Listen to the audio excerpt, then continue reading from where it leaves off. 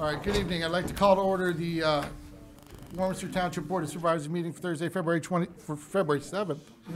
If you could all please rise for the Pledge of Allegiance. Mr. Monroe, would you please lead us?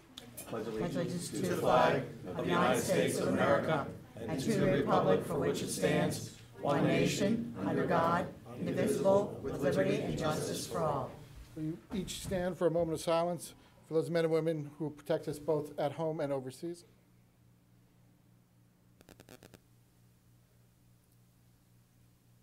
Thank you.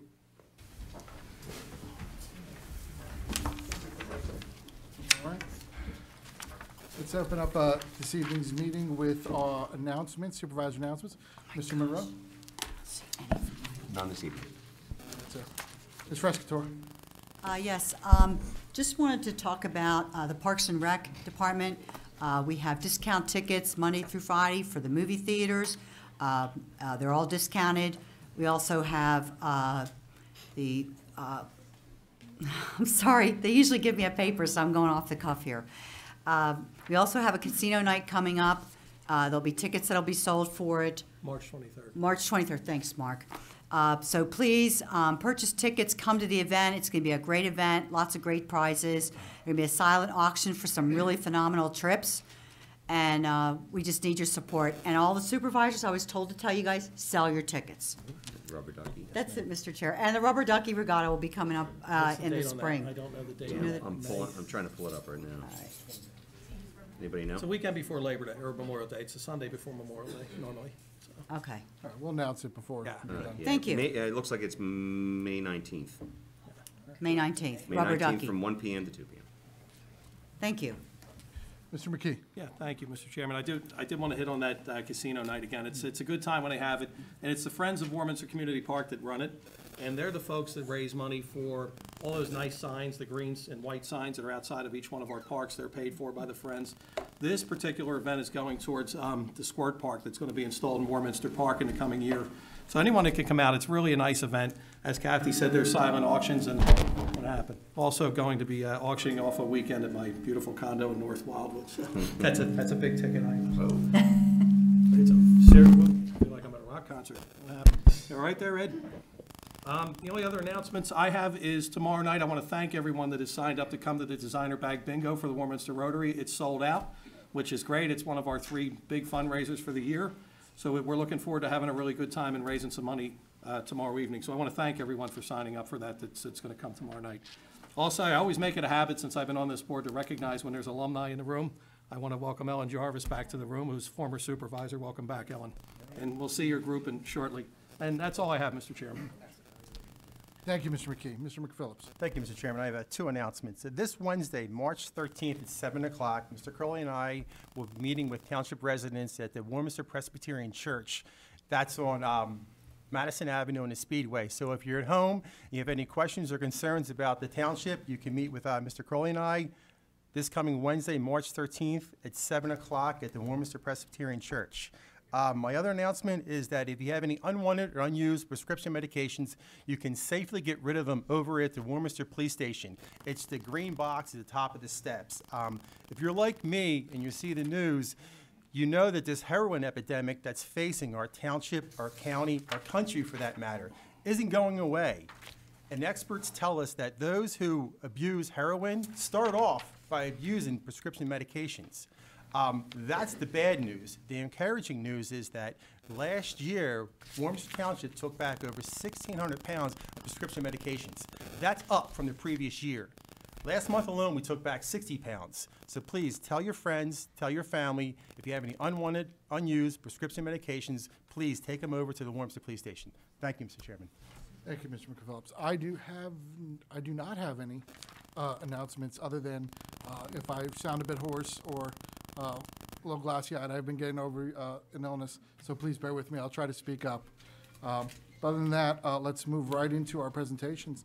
We have some very important guests this evening, and for that presentation, I'd like to turn it over to Mr. McKee. Yeah, thank you, Mr. Chairman. 2 Sundays ago, I just happened to see something on Facebook that the gals from the Girl Scout Troop 2018 were out selling some cookies. So I figured, you know what the hell, stop by, hang out for a little bit. I get to chatting with the gals, and here we get to talking about, hey, can we come to a supervisors meeting?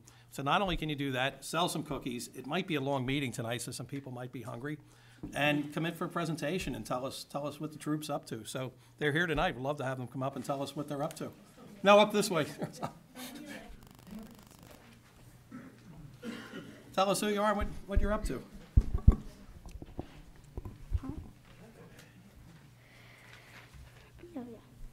We are Charlotte and Amelia from Girl Scout Troop 2018. We are a Brownie and Daisy troop with our scouts ranging in age from 6 years to 9 years old. Our troop is one of the largest troops in Centennial Spirit Service Unit with 18 active Girl Scouts. It's currently cookie season. Every year, cookie season starts in the middle of January and ends in the middle of March.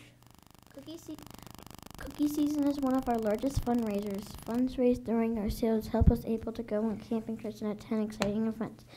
This year, we already marched in a parade, participated in a robotics class, and spent a night camping outside in October. We have other fun and educational activities planned for the rest of the year, including two more camping trips, a rodeo, a local food drive, and a pottery workshop. Our troop is able to do a lot of these activities as a result of our success in cookie sales.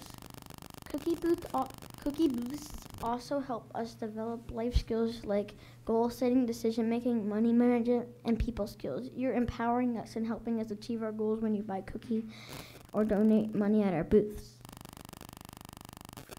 Last year, our troops sold 4,400 boxes of cookies, including over 150 boxes were donated to overseas military members. We are hoping to top that this year with our goal currently set at 5,000 boxes. We have already sold 1,200 boxes and donated 65 boxes to our hometown heroes. You can help by purchasing cookies when you see us outside several Warminster businesses fronts over the next few weeks. Our season ends on March 17th. This upcoming weekend, you can find Troop 2018 at the Dunkin' Donuts on York Road from 8 a.m. to noon on Saturday and from 10 a.m. to noon on Sunday. We will also be at Maggio Saturday evening, 3:30 to 5 p.m. and at Walmart on Sunday from 2 p.m. to 5 p.m. So that's Walmart on Sunday, right? Saturday, Dunkin' Donuts on York Road, and I didn't catch the other. Was that Maggio's? In Southampton? Yes. Okay, just so everyone, in case you're in the neighborhood out shopping or running errands, stop and see the girls. And get some cookies, of course. That's right. If you're a local business owner and you wouldn't mind Girl Scouts selling cookies at your business, let us know. Thank you for supporting. That's good, excellent. Thank you for supporting Girl Scouts. We hope you enjoy your favorite cookies even more knowing that. Thank you for supporting Girl Scouts. We hope you enjoy your favorite cookies even more knowing that you helped us do and learn amazing. Now, you're going to stick around for a little while in case anyone gets a little hungry, needs a snack, or? Yeah. Plus, there's some agenda items you girls might want to comment on later on, so definitely stick around. Great presentation, girls. Excellent presentation, excellent. Ah, that's just what I need. You know, it's funny, I put it on Facebook that I was with you girls, and I work out with this trainer on Monday, and he saw it on Facebook, and trust me, I paid for hanging out with you guys. Oh, I guess I'll take that. I want to leave the Thin Mints for the, I saw your message. I bought some earlier tonight, so they already Oh, got he it. got him. Okay. Well, then, I'll do this one. Thank you. I'm going to take the lemon, they're my wife's favorites. Mine too, but we won't tell Thank anybody. Thank you. Thank you. We're gonna share, but we're gonna buy some more later too. The staff, they can, they can buy some, they got plenty of money. Jason, I think they might want to get some pictures or anything. You want to? Well, let's call a quick 5-minute recess so people can go buy some cookies back and up, get girls. some pictures. So, Yeah, we can take, the girls can come up and take a few Get some pictures. pictures. take some pictures, so, quick 5-minute recess. All right. All right, Chip. Excellent. Good job, girls. Bye. You seem to announce it, I forgot to announce it. Oh, I Your know. girls are Girl Scouts, aren't they? Call back to order the Board of Supervisors meeting. Thank you again to our Girl Scouts, and thank you for the cookies. We're now up to land use matters, public hearings, and ordinances. Up first is a authorization to advertise an ordinance to allow Centennial School District to utilize crossing guards. For that, I'm going to turn it over to Mr. Bartle. Yes, thank you. The board has before it an ordinance that approves the request of Centennial School District to assume the hiring and oversight of school crossing guards pursuant to Section 53 Pardon Statute 66915C of the second-class Township Code. Formerly, there was an MOU, Memorandum of Understanding, that involved cost splitting between the district and the school district, and auxiliary police were hired by the township under that Memorandum of Understanding. That is currently no longer in effect. It expired, and we received a request from Centennial to allow them to do the hiring and oversight of the school crossing guards. It's for the William Tennant High School, 2 driveways at 333 Centennial Road, and as I said, pursuant to the second-class township. You are approving their request through this resolution, and the school district will assume the full and complete responsibility for the cost of compensation of the school crossing guards, and the chief of police of Warminster Township, in cooperation with the police departments of other political subdivisions who are part of the school district, in which the school district has also assumed the hiring and overseeing of the school crossing guards at school district facilities and functions, shall provide training to and develop procedures for assisting the school crossing guards as necessary. All training, assistance, and emergency procedures throughout the entire school district for all school crossing guards will be uniform and consistent. So those are some of the benefits, and the district is requested to take it over, and by the passing of this ordinance, you will approve their request to take over the hiring and oversight of those crossing guards. Thank you, Mr. Bartle. Any questions or comments from the board? Just a comment, Mr. Chairman. I fully support this, as Kathy and I both live up the street from here, and they need someone out there every day. And from what I understand, the person they want to put back out there is the one who had been there for years anyway. She could direct traffic outside an Eagles game. She's so good. So I agree. I'll be glad to see her back, and I think the chief's officers will be glad to be relieved of that duty as well, right, Chief? I always roll down the window in the morning and ask them who they upset. Who did you upset today? Did you have to do this? It'll be good to get. I agree with Mr. And they always answer the chief. So, so it'll be good to see Karen back out there. So. Excellent. Is there a motion to authorize an advertisement? So moved, Mr. Chairman. Second. Second, all right. Any further comment from the board? Any comment from the public on this particular item? Seeing none, I'll call the question. All in favor? Aye. Opposed? Chair votes aye. Motion carries 5-0. Thank you. All right.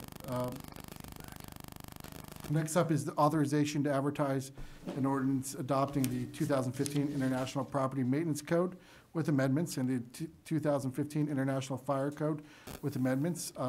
First, I'm going to kick it over to Mr. Bartle. Yes, thank you. Again, as the chair has indicated, this is an authorization to advertise, as was the previous one, so it's just the advertisement of the ordinance in question. The ordinance as drafted is ordinance number, I believe it's 754, and it's an ordinance that does exactly what the chair indicated. It adopts the 2015 International Property Maintenance Code with certain amendments as your maintenance code here in the township.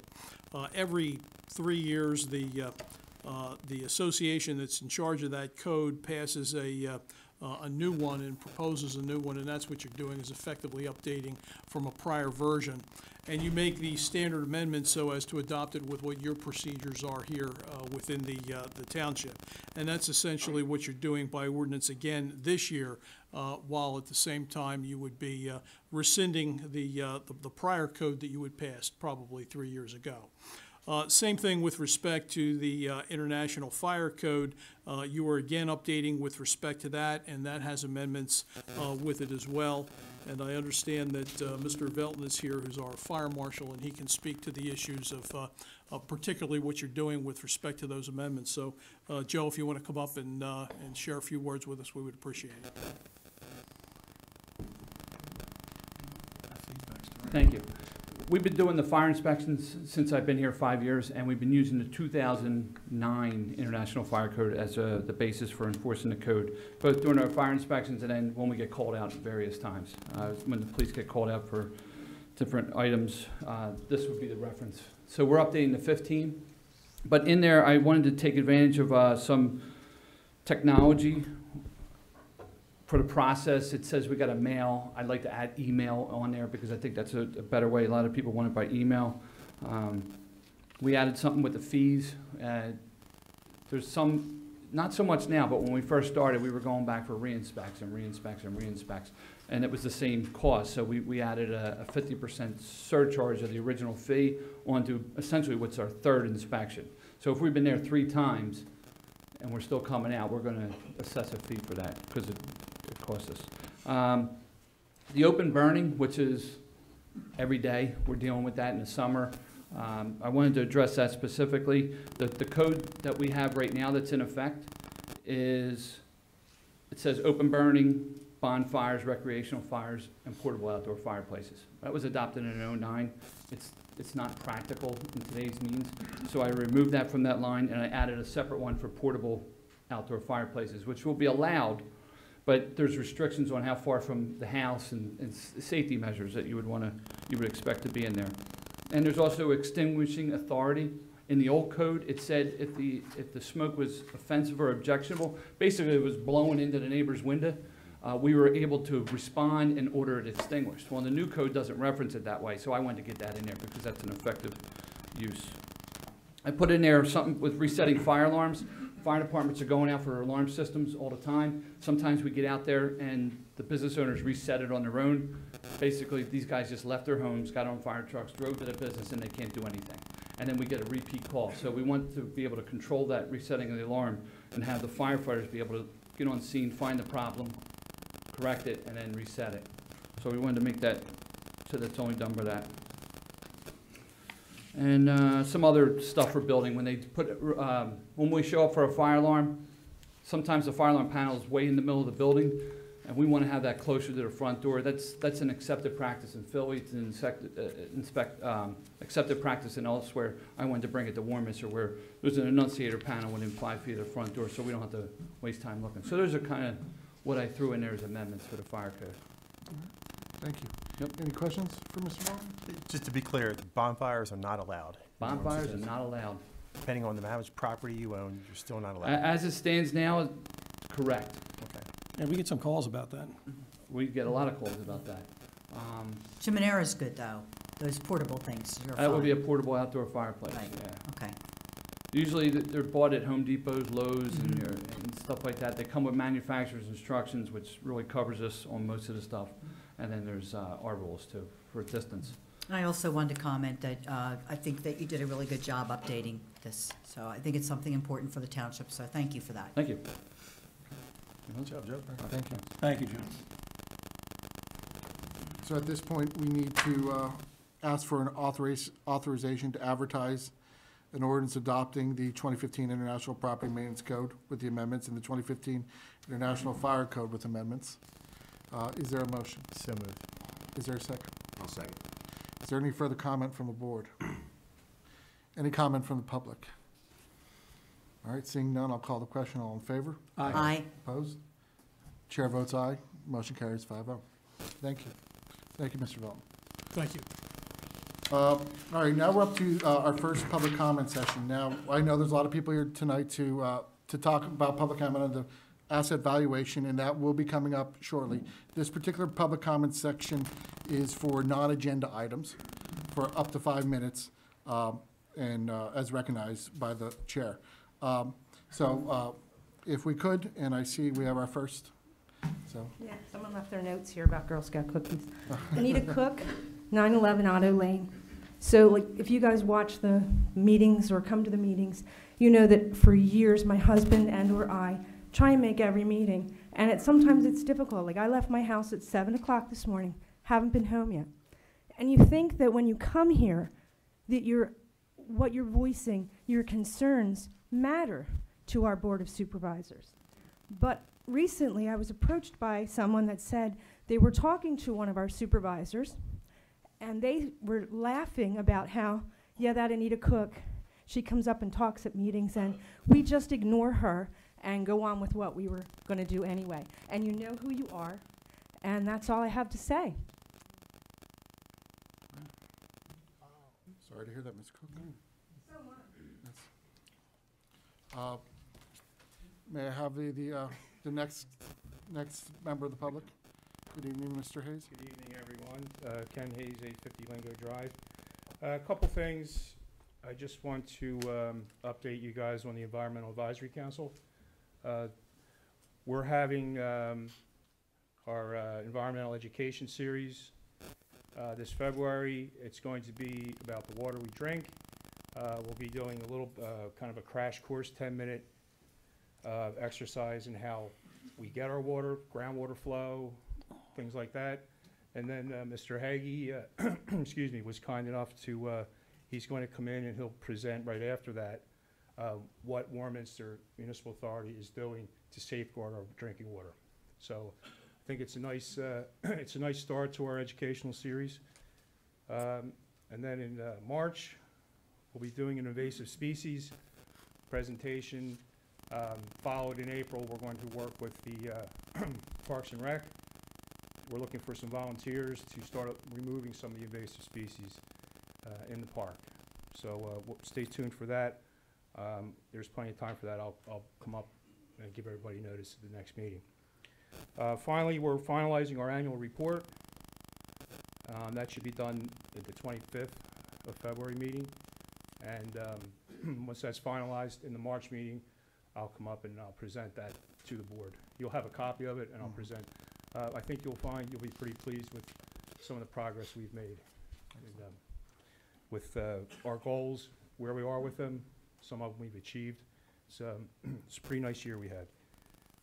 Let's see, what else? That's about it for the EAC. Other than the community garden, we're still looking for people, anybody interested, any residents that are interested in helping with the community garden or actually taking a piece and making a garden there themselves. Just let us know. You can reach out to either Mr. Schuster or someone at the township, I believe, Greg. Isn't that correct? Surely. Okay. And then finally, this is not part of the EAC, although it could be. As I walk my dog around the neighborhood, I just want to remind all the residents to have a little respect for themselves and the community and clean up after their dogs, because I'm seeing a much more pronounced, people are just leaving things behind. So it's not up to the rest of the community to clean up after your dog. It does become a health hazard. So, I mean, everyone should just take care of their own animals. That's it. Thanks very much. Thanks, Ken. Thank you, Mr. Hayes. May I have next person up, please?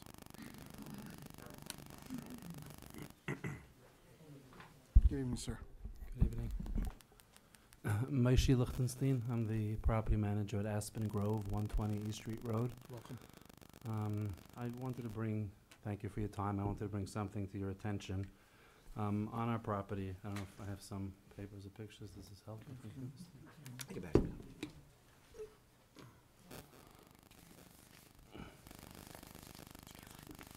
There's a water flowing into our property from the Township Street on Luff Lane. Okay. The end of Luff Lane, there's like a cap, one of the keys where you would like shut the water or something. There's a key in the ground, and it's flooding the property. I mean, if you the second paper I gave you, I circled where that key is, and it goes towards our property. But if you look at the third and fourth pictures, you see when it's cold outside, the ice that forms as the water floods the property, and it's a safety hazard and it's a major liability. We did have people from the water company came down. We had Eric from the Public Works came down and has seen it.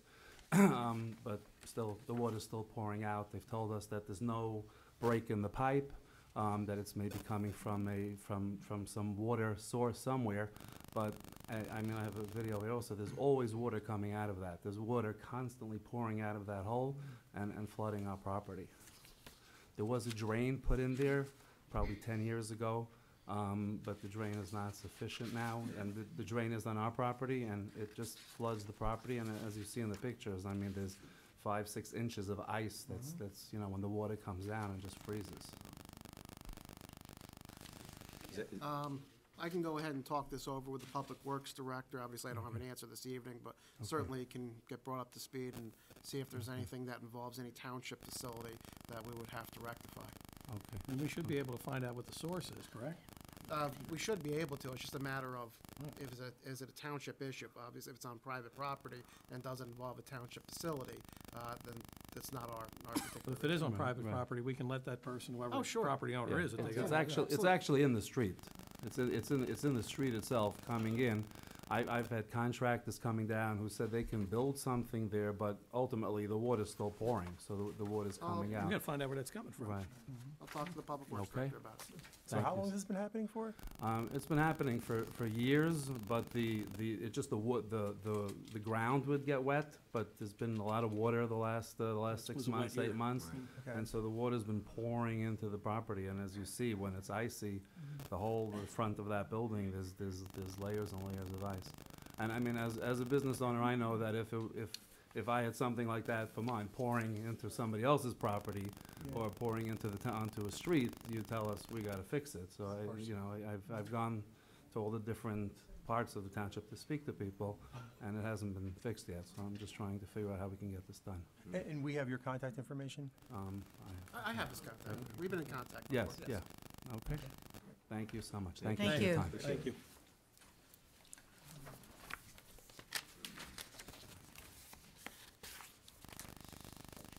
Good evening, Tim Hagee, Warminster Authority. I can speak to the stormwater issue there. It's Spring Lake Farms. That was the name of the development. I think, Tony, you've been going out there for what, 20 years? It's just surface water. Eric's been out, we've been out multiple times, but it's a private property issue. Another thing to discuss this evening, we had a kickoff meeting this afternoon for our meter replacement program. So just a heads up to the community, they're going to be getting a letter from us saying that we're going to replace the meter in every house and business in the township. These new meter system will be able to read the meter from the office. It'll provide us with capabilities to do a better customer service. If you have a leak at your house, we'll be able to determine that much more quickly than coming out, as we currently do, every 90 days. We'll be able to see that essentially in a few days of usage. So you'll be getting a letter from us explaining that process, the contractors that'll be coming in. They'll obviously have identification, but we'll explain that. That process is going to lead us to monthly billing.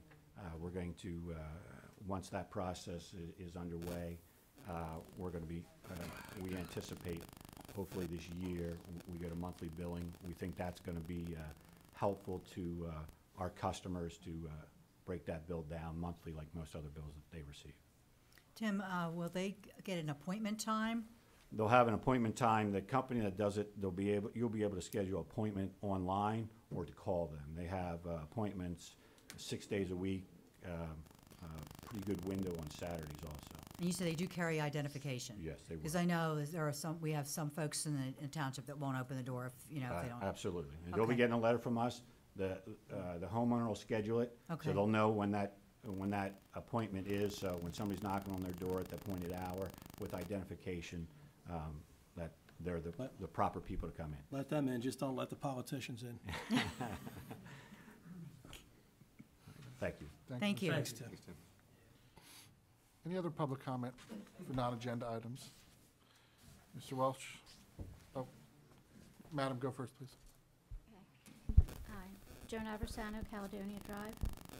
I have an issue with the big hunks of red plastic that have shown up in my driveway. I think they're very unattractive and cumbersome, and and they're difficult for the elderly and disabled, and who prefer to use bags. I know the reason that they were decided on was to prevent the loose bags, but a lot of people don't want to usher out and retrieve receptacles because it's difficult for them.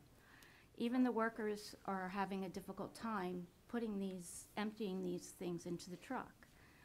Plus the cost of it. I know it only increased $27, but 3/4 of that is for the cost of the can. And since it's not mandatory, why are we required to pay for that? Sure, yeah, I can address that. The fee that is paid is a flat fee. So although the incremental cost was $27, it's not like you're paying extra $27. It's included in the cost, those 2 additional toters. So whether or not you want the toter or not, it's still the same flat fee. What we've done is said that we've not required that people use it. If you want to use your own receptacle, your own toter, that's perfectly fine. We recognize that people have their own preferences, so we're not going to go ahead and stop that. In terms of just the loose bags, it has been and continues to be an ordinance of the township that you cannot leave loose trash lying around. Now, that hasn't been enforced for a long time simply because the thinking was, how can we enforce something if we're not providing the receptacles? We are providing the receptacles now. At the moment, we're still not enforcing that.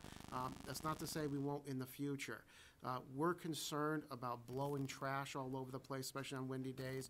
We're concerned about how things look in neighborhoods when you see just bags of trash that land around and how animals can get into these things. So it's an environmental issue, it's a cleanliness issue, it's a site issue. So I understand the point of view and the concerns, but this is what the bid was and what the township decided. Did you know they were going to be red, though? As part of the bid submission, Mascaro did say what the colors were going to be, yes. But now you drive around the township, that's all you see are these big red things that are very unattractive. And I've talked to some people that found them quite attractive. They like them. Some Really? people don't. Okay. You understand? We just couldn't. There had to be a color. Other and not everyone's going to agree with it. townships have mascara, and they have a dark green color down in Southampton, which are more pleasing. And about having them taken away, at some point, if it becomes mandatory, are we going to be given an additional charge if we have to get them back? I didn't understand that. I was told that mascara would come and take them away if I don't want them. Oh, no, you would have no additional charge. No. Okay. Okay. You'd still be charged the $27. Well, it's still the total, yeah, I think you were asking if you asked No, to get if them at back. some point it becomes mandatory that we use these, and we have to get the trash cans that we No. sent back to. Every property is provided a trash receptacle and a recycling receptacle as part of the service. So you're not going to pay extra to get it back. If you refuse Okay. it and they take it and you want it back later, that's fine. It's still included. You won't pay extra. Okay. Why wasn't, since a lot of people don't attend these meetings, I think it would have been nice if we had received a mailing saying that this was going to happen. Yeah, it's one of those difficult things when dealing with all these township matters. We literally could send out a mailing for every single issue. We never know what the hot button issues are. We can say that it was talked about at several township meetings. I have a weekly newsletter that goes out. I believe I mentioned it a few times. I believe it was on the township website. Of course, the bid was publicly available. It was advertised in the paper. So it was put out there, several times. But you have to seek all those things out. When it comes to my door, I read the things that come in the mail, but I don't necessarily go into a website or something Are you like signed up that. for our weekly email newsletter? I don't, because I don't have email right now, but. Okay. Okay, thank you. Thank you, ma'am. Any other public comment? Mr. Welsh? Good evening, everyone. My name is Bob Welsh. I'm on Hollowell Avenue, Warminster, PA. I have a concern about the meter replacement. My son had this procedure done last week. He doesn't live in this township, but the township he lives in, it was done at. And upon removing the meter, the valve broke on the curb side, which a flood ensued in his house.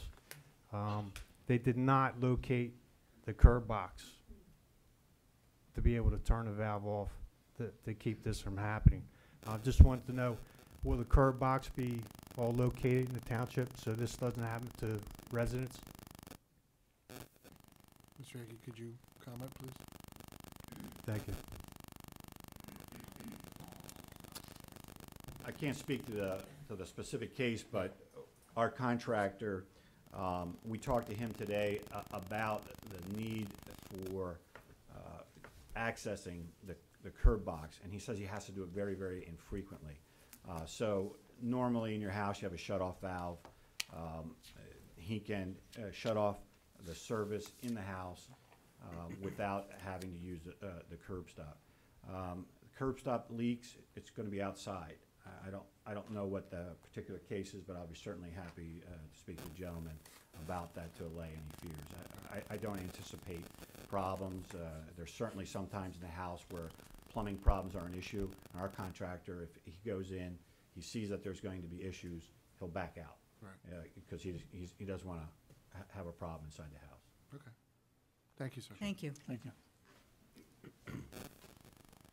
Yes, sir. John Priobos, 674 Joseph Avenue.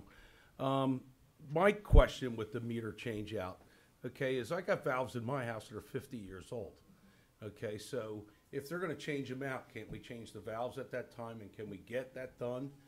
Put a ball valve in instead of the old knob, and you know, it only makes sense to be able to service it at that time. You know what I mean? It's a good question. If they take the meter out and they break something as part of the plumbing that they need an attachment piece or whatever, who's responsible for that too? So, you know, once they touch your stuff, do we own it or do they own it?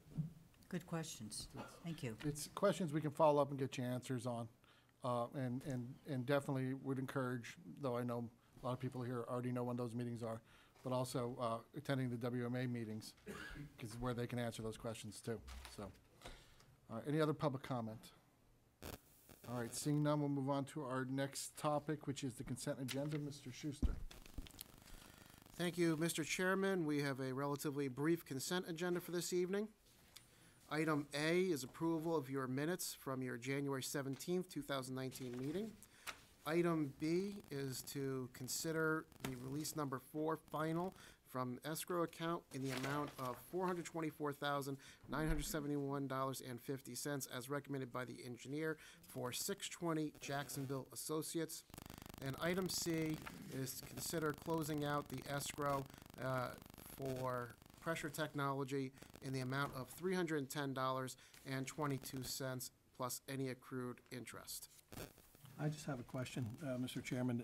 It's for the engineer, actually. The final escrow release on 620 Jacksonville, everything's in order? I like to ask when there's final escrow releases. Yes, everything's in order. Thank you.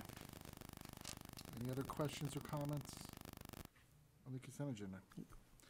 Could I get a motion? Motion? That's okay, Vin. And then a second? Second. Any further comment? No? All right. Seeing none, I'll call the question. All in favor? Aye. Aye. Chair votes aye. Carries 5-0. Next up is the finance report. And back over. Treasurer. Yes. Mr. Treasurer. Thank you, Mr. Chairman. I'm going to make a motion that we approve the supplemental bill list dated January 31st, 2019, in the amount of $740,589.81. Is there a motion? I made the motion, sir. Is there a second? I'll second. Any questions, comments? Any from the public? Seeing none, call the question. All in favor? Aye. Aye. Chair votes aye. Carries 5-0. Unfinished business up next. We have no unfinished business, so we're going to move to new business. First up is asset valuation, just to set the table for what we're about to discuss. Mr. Schuster will do a presentation here, After the presentation, you'll hear some comments from the supervisors. What will happen next is a motion would be entertained, and at that point, we would open up public comment. We want to hear from everybody tonight who has opinions on the process of asset valuation. We ask that when you come up to speak later, and I'll go over this before we do it, that you focus your comments on this particular matter, but also that whatever comments you have, you please make at that time, and don't sit down, come back up, because we want to give everybody the opportunity to speak this evening. So that being said, we'll get started here. Let me turn the floor over to Mr. Schuster to do the presentation. Thank you, Mr. Chairman. I'm going to give a brief presentation tonight on our financial situation and some of the options that are before us and some recommendations I have. And just to recap, you had asked the Budget Committee to put together some recommendations on what assets to be valued. The Budget Committee had met previously, and at that meeting did not make any recommendations. They were supposed to meet earlier this week, but 2 members were unable to attend, and the chairman decided to cancel that meeting. So these thoughts, these recommendations are mine. They don't necessarily represent the Budget Committee's thinking. If they want to come forward with other recommendations, they certainly can. So starting off with our short-term financial situation, and I know this is a recap for all of you, but for 2019, the approved budget has a $2.3 million deficit. There are mechanisms that we can use to go ahead and reduce that deficit by keeping the police pension MMO on the smoothing method. We could save about $500,000. Of course, that does have long-term negative financial impacts by staying on the smoothing method. Also, as you're aware, we have over $500,000 in our operating reserve account. Those funds can be moved over to the general fund to help out with the deficit.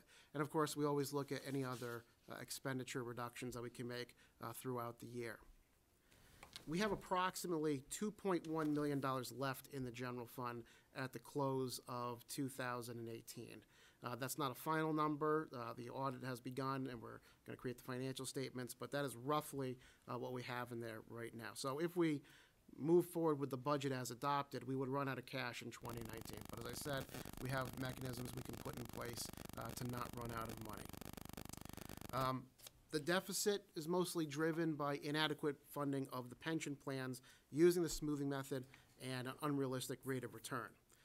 Unfortunately, we did not reach our assumed rate of return in our last 2-year cycle. I think as you're aware, we do have a 2-year valuation cycle. It just ended December 31st of last year. Although we did phenomenally in 2017, we saw returns up above 16%. 2018 was a different story. We were actually doing pretty good in 2018 until the 4th quarter, and it couldn't have been worse timing for us. So we did not meet our rate of return, which, as you know, is 8% for the 2-year cycle. General fund is not the only fund that has issues. We do have over $100,000 deficit in the Park and Rec fund. At the moment, fund balance is covering that, but we will run out of fund balance rather quickly and at the end of this year. And also, we do expect the need for more services to occur as we build out Warminster Community Park, and that will add more expenses.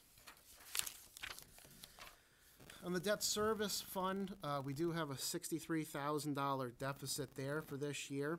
We do expect to spend that fund balance in this year. The future needs of that fund really depend heavily on what happens with Shenandoah Woods. So I can't sit here and say what the numbers are, but that'll have a big impact. However, even taking Shenandoah Woods out of the mix, the debt service we anticipate will increase significantly in 2020 when we start making principal payments on the note related to Warminster Community Park. As you know, we are getting grant funding for a good portion of that work, but it could take 2 to 3 years, which is why we need to go ahead and raise those funds in the short term.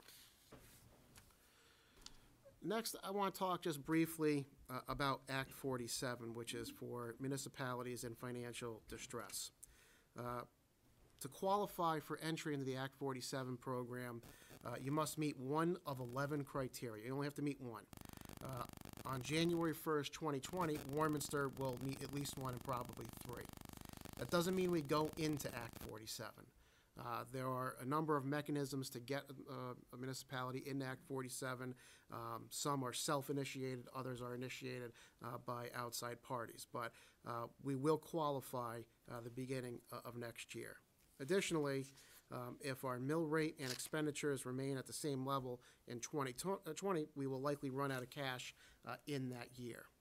Please keep in mind that lots of different things can happen. I always get asked the question, when are we going to run out of money, or how's it looking, how much time do we have?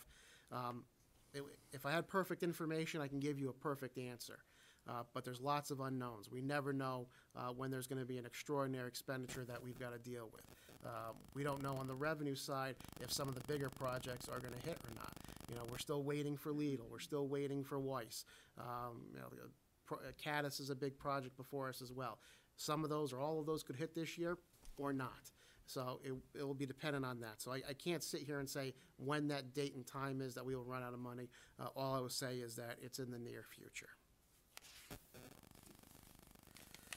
So what happens if you go into Act 47? There's a state-appointed coordinator which develops a plan which must be followed once adopted. The plan has broad discretion over staffing, expenditures, benefits, taxes, assets, etc. You lose a great deal of control when you enter Act 47. You will get this plan and you have to adhere to it. There's no ifs, ands, or buts about it. You're allowed to provide feedback on the plan, but at the end of the day, whatever the plan says is what you have to go ahead and do. And if anyone wants to see examples of these plans, you can go on the DCD website. They have current and former plans on there that shows what can happen or what's happened in a lot of these different municipalities. So getting away from the short term, I also want to put some perspective on what the long-term financial situation is. And there's really four things I want to bring to the forefront here and make everyone aware of as you go through this deliberation. We've talked a lot about the pension, and we will continue to see issues with our pension. Now, the non-uniform side, as you know, has been capped. Any new employee, any new non-uniform employee hired since January 1, 2013 has gone into a defined contribution plan. However, the police pension is still a defined benefit that's required by law. And as long as we stay on the smoothing method, as long as we use an unrealistic assumed rate of return, that MMO is going to continue to rise. At the moment, as of January 1st, 2017, so this data is 2 years old already, the liability was about $10.3 million. And again, that's using an 8% assumed rate of return. So I would argue that that liability, that unfunded liability, is actually higher. We are kicking off the next round of valuations, so look for a new number over the next few months as our actuaries get to work on that. OPEB is something I've brought up in the past. It's not something we're tackling right now, but it is the next wave of expenses that we have to be aware of. For those that aren't aware, OPEB stands for Other Post-Employment Benefits. Primarily, it is medical coverage for retirees. Through various policies and union contracts, we are required to provide some level of coverage depending on what the agreement is post-retirement. At the moment, we use what's called pay-go. You pay as you go, shows up in our general fund, whatever the retirees are. You can see what's happened over the last 3 years, 179,000, 280,000, and 323,000. That's a rapid escalation, and I would anticipate that continuing. In an ideal world, you would treat this no different than a pension. If you had an employee that you knew you would have a future post-employment cost, you would start putting away money right now. Of course, we're not even putting away adequate funds in our pension, so we can't yet even talk about putting away for OPEB. The unfunded liability as of January 1st is approaching $18 million. So that unfunded liability actually exceeds the pension unfunded liability. The difference is the pension liability, the total pension liability is about $50 million. but approximately 80% of that is actually funded. There's no funding in OPEB right now, and that's something that's going to continue to grow over the years. The third wave that I want to bring to your attention is something we've already started talking about, and that is fire service. Volunteerism continues to decline, and I believe that paying for career fire services is inevitable. Many of our neighboring townships have already begun hiring or have hired paid staff. This is not to say that we want to get rid of the volunteer fire companies. We want them to be viable for as long as possible. But even they are asking for help. We have to come to the realization that there's going to have to be some new expenditures in this area, as providing fire protection is a key component of municipal government. That will be a rather large expense. I don't know if we're talking about 2, 3, 4, 5, 6 employees, or if we're talking about funding, finding another way to go ahead and satisfy the demand. But there is going to be a cost associated with that, and it will not be minimal. And I'm not saying this is going to happen overnight. This is something that can happen over the next 10 years, 15 years. It all depends on how things go with the volunteer fire companies. But it is something which is going to be a significant expense and that we've got to begin to plan for right now. The last thing I'll call attention to is revenue. The three previous things were all about expenses. This is revenue. One is the value of a mill is very low in Bucks County compared to other counties due to the county assessments. There's something called a common level ratio, which at its simplest terms is the ratio of your assessment to your actual home value. In Bucks County, we have one of the lowest, if not the lowest in the state, at 10.4%. So we're actually only taxing 10.4, on average, 10.4% of the value of a property. And that really goes into the next bullet point about that mill rate cap. We have a mill rate cap through the second-class township code of 14 mills. You can go to the court and get it increased up to 19 mills, but that's really not an issue in most counties. It is in Bucks County because of these low assessments. If Warminster were in Montgomery County, our mill rate would be a fraction of what it is right now, just because of the assessments. I'm not saying the amount of taxes you pay would be different, but our mill rate would be significantly lower. And that has nothing to do with the township. That just has to do with the county assessments. And last on revenue, I'll just say that we're primarily a built-out community. There's going to be fewer and fewer opportunities for seeing increases in annual revenue. We will see some redevelopment, some minor development here and there, but as a built-out community, we should not expect over time our revenues to keep pace with our expenditures. So those are the four things long-term that we need to go ahead and take into account when doing long-term financial planning. So when I look at all of this, I came up with some goals on how to go ahead and put together a long-range plan and find funding for it. First was obtain the value of the sewer system, the water system, and the stormwater system. As you're aware, we had been in discussions for a while, and you've passed ordinances to facilitate this, to transfer stormwater responsibility to the municipal authority. When it came time to actually do an agreement, the authority put forward an agreement which actually considered purchasing our stormwater system. To the best of my knowledge, this has never been done before. I haven't been able to find any example of that ever occurring. However, it's an intriguing idea, and I didn't want to dismiss it. I wanted to look at it with everything else. So I did ask PFM about it, who was the one with the proposal that's before you this evening. And they, at the same cost, there'd be no increase in the cost of the proposal. We're interested in doing that as well. So they're more than willing to take on that responsibility to go ahead and value the stormwater system as well. Next goal is develop realistic short and long-term costs for pension, OPEB, fire service, and any other significant areas. We need to know what those realistic costs are, and we need to figure out what revenue we need to support those inevitable expenditures. And last is develop options that will address these issues.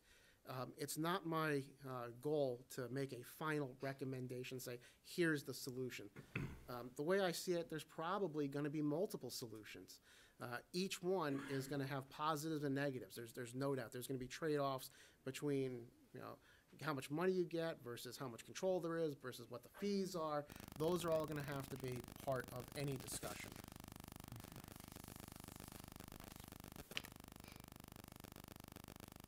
So the information needed to do this analysis and begin this planning process are as follows.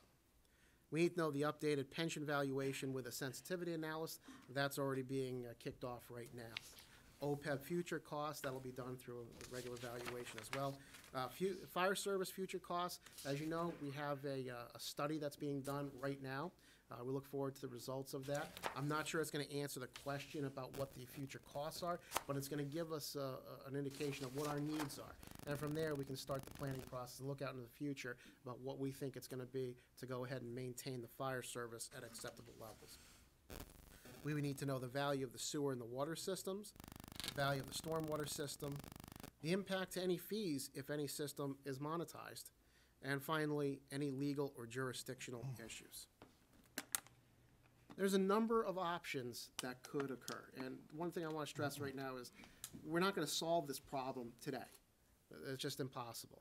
The only thing that I want to do right now is start a process that we can gather information and start making intelligent decisions. And again, there's going to be pluses and minuses to everything. There is no magical solution that's going to solve this and that's going to make everybody happy. That's just not, I'm sorry, it's just not going to happen. But possible options that are out there for the sewer and or water system would be a lease back to the existing authority, a lease to another entity, a sale to a public entity, a sale to a private entity. On the stormwater system, you could explore a sale or a lease to the authority. There's a tax increase. And lastly, there's a combination of some of the above. We may, through our deliberations, say that we would prefer some areas keep local control and we would increase taxes to maintain that. In other areas, we may not. That's all part of the discussion. And the last thing is on there is, that's not on there is what I haven't considered yet. I don't know. Through this process, there could be other options that are floated.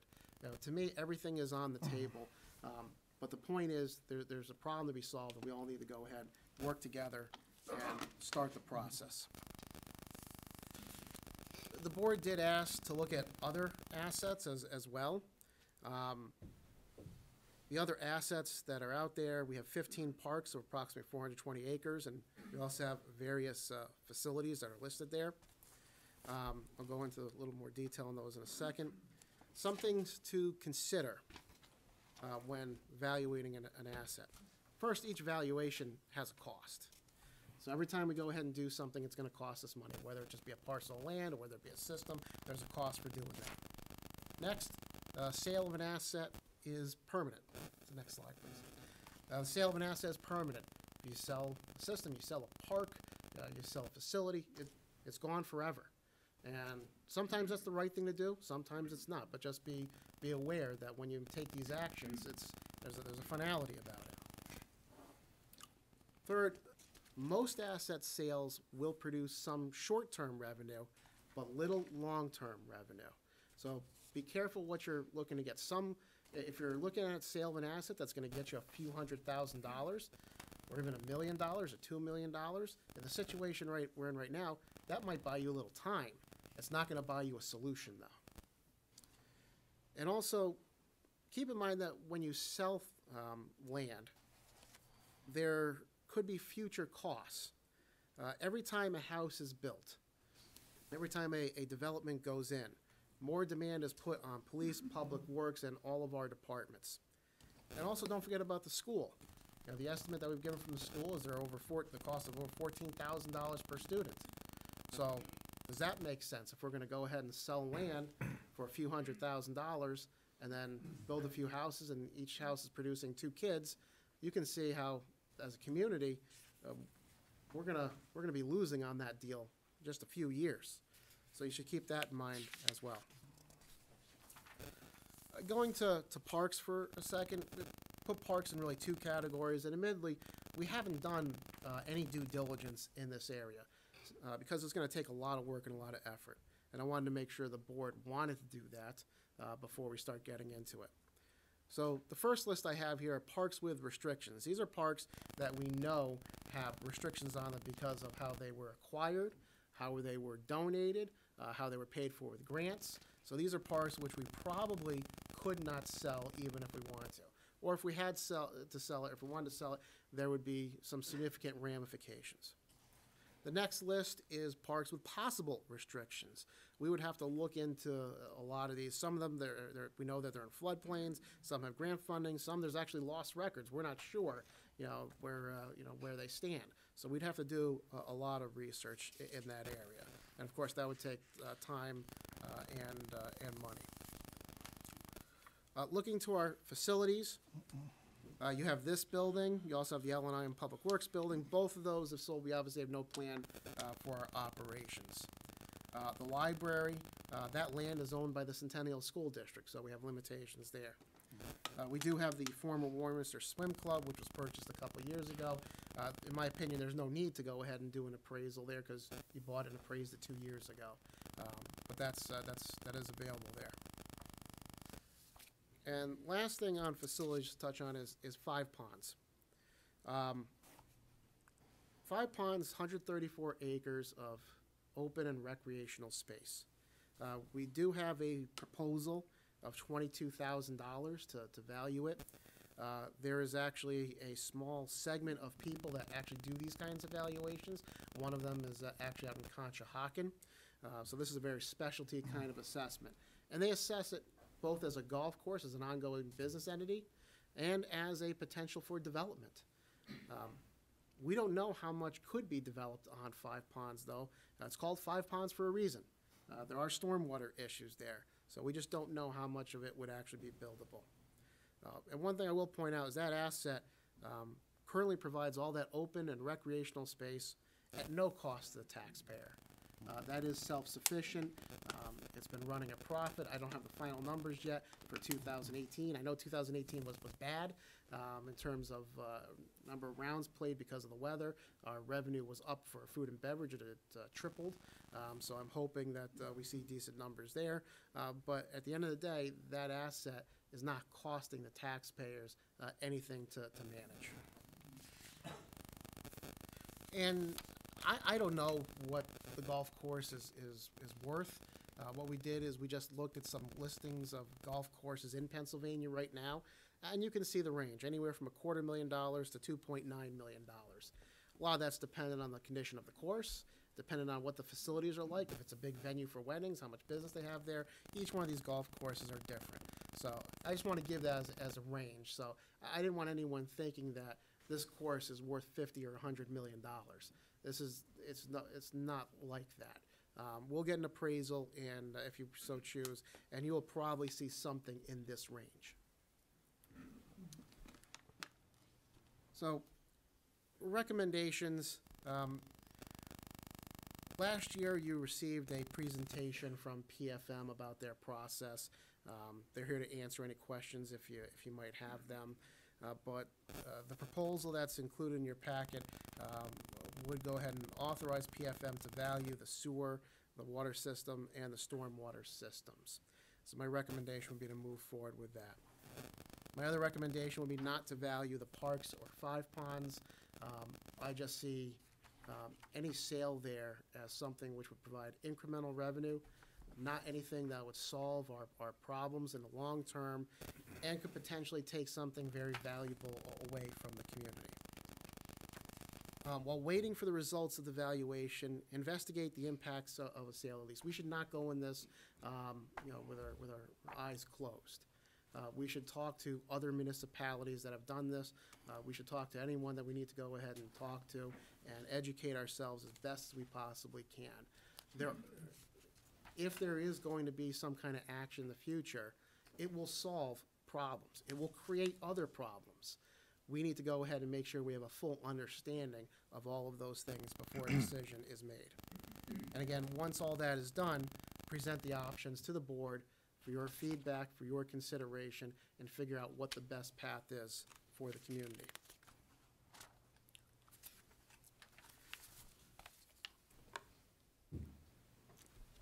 For a timeline, the valuation, we're looking at 3 to 4 months. Doing analysis and putting together recommendations, another 2 to 3 months. Implementation is really unknown. It depends on what option is selected. Could be 6 months to 2 years. So it's hard to estimate that right now. I think the key thing to remember is that last bullet. It's unlikely that a resolution will be in place for 2020. I just don't see that occurring. These are things that need careful consideration. It needs due diligence. It needs to listen to all the parties that are involved and the community, and then make whatever you think is the best decision. So it's not something that should be rushed.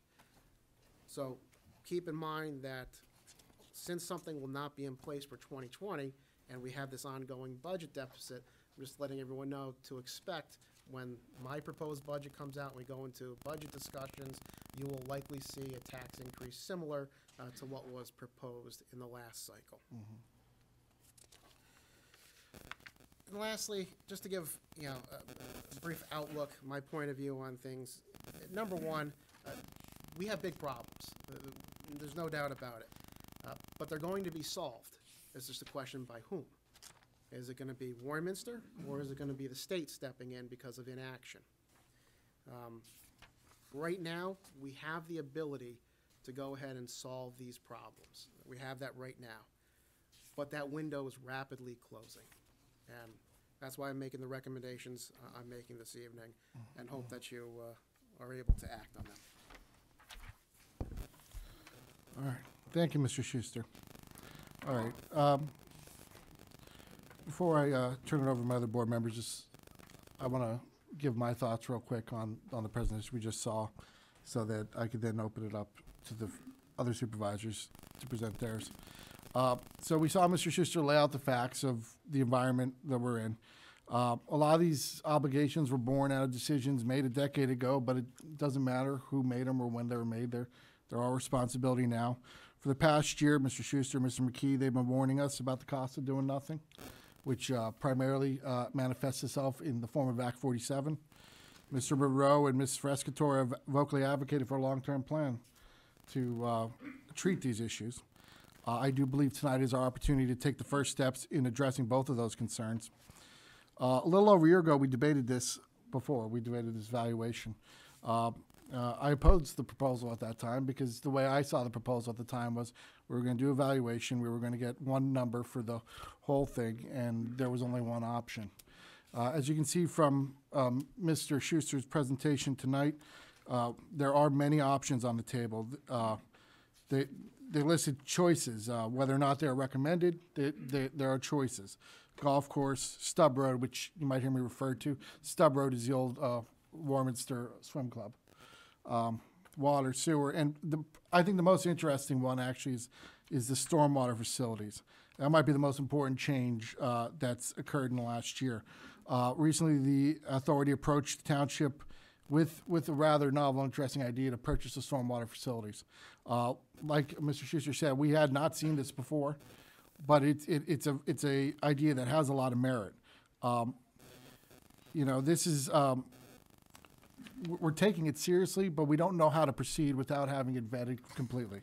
The company that offered to do the valuation last year for $7,500 offered to do the stormwater too. Same price, get everything done in one shot. And to me, that's a no-brainer, because if we were going to act on that stormwater idea, we have to have that valuation. I can't proceed without that number, without that feedback. We will get the data we need. It'll give us options. Some fellow board members may decide that the golf course is not worth valuing. I personally, I want to give our team as many tools in the toolbox as possible to craft a solution. I don't want to just have a magic bullet and say, okay, here's what costs the most or what's worth the most here, and here's what we've done. We don't need hundreds of millions of dollars. We need tens, and we don't need it all in one shot. We can do it over time. There's different ways, to how do you eat an elephant, one bite at a time. But we need to start moving that way. I also want to talk briefly about the importance of timing. The advantage to starting the process now is it's going to allow all the decisions on a solution to be decided by this community and not the state. Further delay in this process, I think, will increase the chances that we'll actually end up in Act 47 at some point. I did go to DCED website. I read about some of the communities that are in Act 47. Some of them are small towns up in the coal region. Others are like the city of Chester, who's been in Act 47 for over 3 decades. When communities in Act 47, they basically lose their whole ability for self-determination. So if we get the outcome of this valuation and find out what our assets are worth, we can determine what makes the most financial sense. Will it make more sense to sell Stubb Road and sell the golf course, and that will help us? Will it make the most sense to sell the stormwater facilities to the WMA and raise taxes? Will it be to lease the water and sewer facilities that's been suggested to the WMA? I don't know those answers yet because I don't have the numbers yet. But I know if we want to have all these options available to us, we have to find out the data. If we don't do that, we're going to have one option, and it will be taken. And I think it's going to happen, like Mr. Schuster said, no matter what. I think you're going to see a tax increase this year. It's just a matter of degree. You know, is it 3 mils? Is it 5 mils? Is it 7? It will all depend on some of the actions we take, not just here this evening, but throughout the rest of the year. The one thing, I really want to avoid Act 47, because what happens in Act 47 is if we raise our taxes all the way, the state will come in, and the state will say, okay, you have a shortfall of this much. And they will look at our assets, and they will just turn around and auction them. There will not be any care given to what happens to those assets, what happens to the people involved in it, what happens to the jobs, what happens to the community. They're just going to turn around, they'll sell it to the highest bidder, which will likely be some for-profit company that would likely take jobs away from here. Also, the state can come in, they can decide to cut jobs all throughout the township. They could cut salaries, and they don't have to listen to collective bargaining agreements. They can do what they want, and I really don't want us to get in that position. The people in this room, the people watching at home, the people up on this board, I mean, among all of us, I think we can find a way out of this. And if we can do it without hurting people, that's the #1 key. I don't want us to lose our right to self-determination. I'm concerned. I know everybody's here concerned about what's going to happen if we lease this or we sell that, and what happens to people's jobs. I am not immune to that concern. I have the same concern. Look, I've been on the board for 5 years. I've been laid off twice in the 5 years I've been on this board. I know what it's like to have fear for your job, and I'm not taking it lightly. And I know there's a concern if I go and I get that number and I see that number of how much it's worth, that I'm just going to turn around and say, oh my, I have to sell this. For me, that's not what it's about, because my term ends this year. And long after my term ends, I'm going to be your neighbor, and I'm going to be living in this town, and I got to see you every day. And you're not a dollar sign to me. You guys are people, your families, and everything. I want to find the best solution that benefits the most amount of people while negatively impacting the least amount. But I need the data to do it. I need this valuation.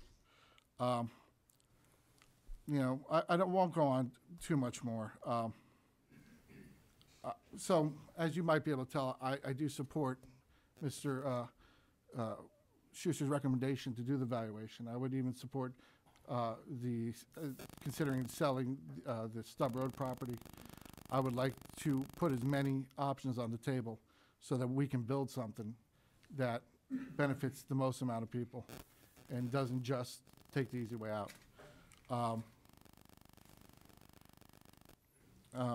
And like I said, I'm feeling a bit under the weather, so I'm going to cut myself off here and invite my fellow supervisors to speak. After the other supervisors speak, what will happen is I will ask for a motion. Don't worry, the motion is part of what will open up the public comment process. So once the motion is made and seconded, that means there's a motion to discuss. We'll open up the public comment process and we'll go through it then. And everybody who wishes to speak will get their opportunity to do so and tell us what they think. So with that, I'd like to turn it over to my other supervisors. Ms. Frescatore, would you like to lead off? Okay, thank you, Mr. Crowley. I do have a couple of questions.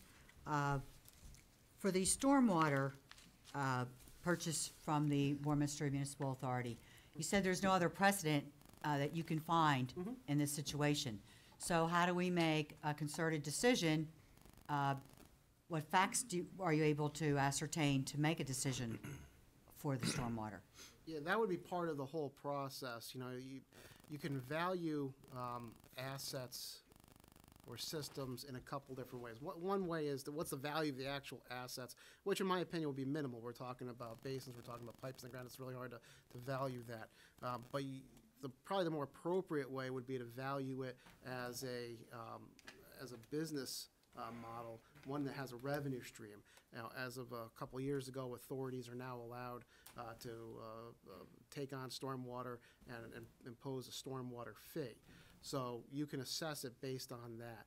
But a lot of the other questions is about the legalities, the practicalities of it, how much can be assessed, how much could it be, is it worth? I just don't know. It requires quite a bit of research because it is brand new. I've never seen anything else to compare it to. So when we get the evaluation done, they will give us the positives and the negatives to doing that, correct? That would be part of the evaluation? I believe it will. It'd be hard to go ahead and put forward just a number without some context around it. Okay, so generally speaking, have you gone through this in the past where you've done evaluations for any type of, anything like what we're going through right now? No. Okay. No, and I wouldn't recommend using me. That's why we're authorizing. I want to use PFM. Oh, yes. There's a gentleman from PFM that's in the room that could probably answer your questions for you if you'd like to come to the podium. You want to come up, guys? PFM, please. Scott Shearer. Correct. Scott? Good evening, sir. Just introduce yourself. Good evening, again, Scott Shearer with PFM. Glad to be back. Yeah, I mean, as far as the stormwater related question, yeah, we would definitely add some context to that. So we're just not going to come with a number. We'll be able to talk about some of the pros and cons and some. You make recommendations, that type of thing? Yeah. Okay. That's great. Thank you. That was easy. I also would like to know the educational and fact-finding that we'll be doing and looking at some of the different options that we had discussed on the table, the lease back, lease to another entity, all of that. Where are we going to be going for our fact-finding? Are we going to go to other towns that perhaps have done the same thing?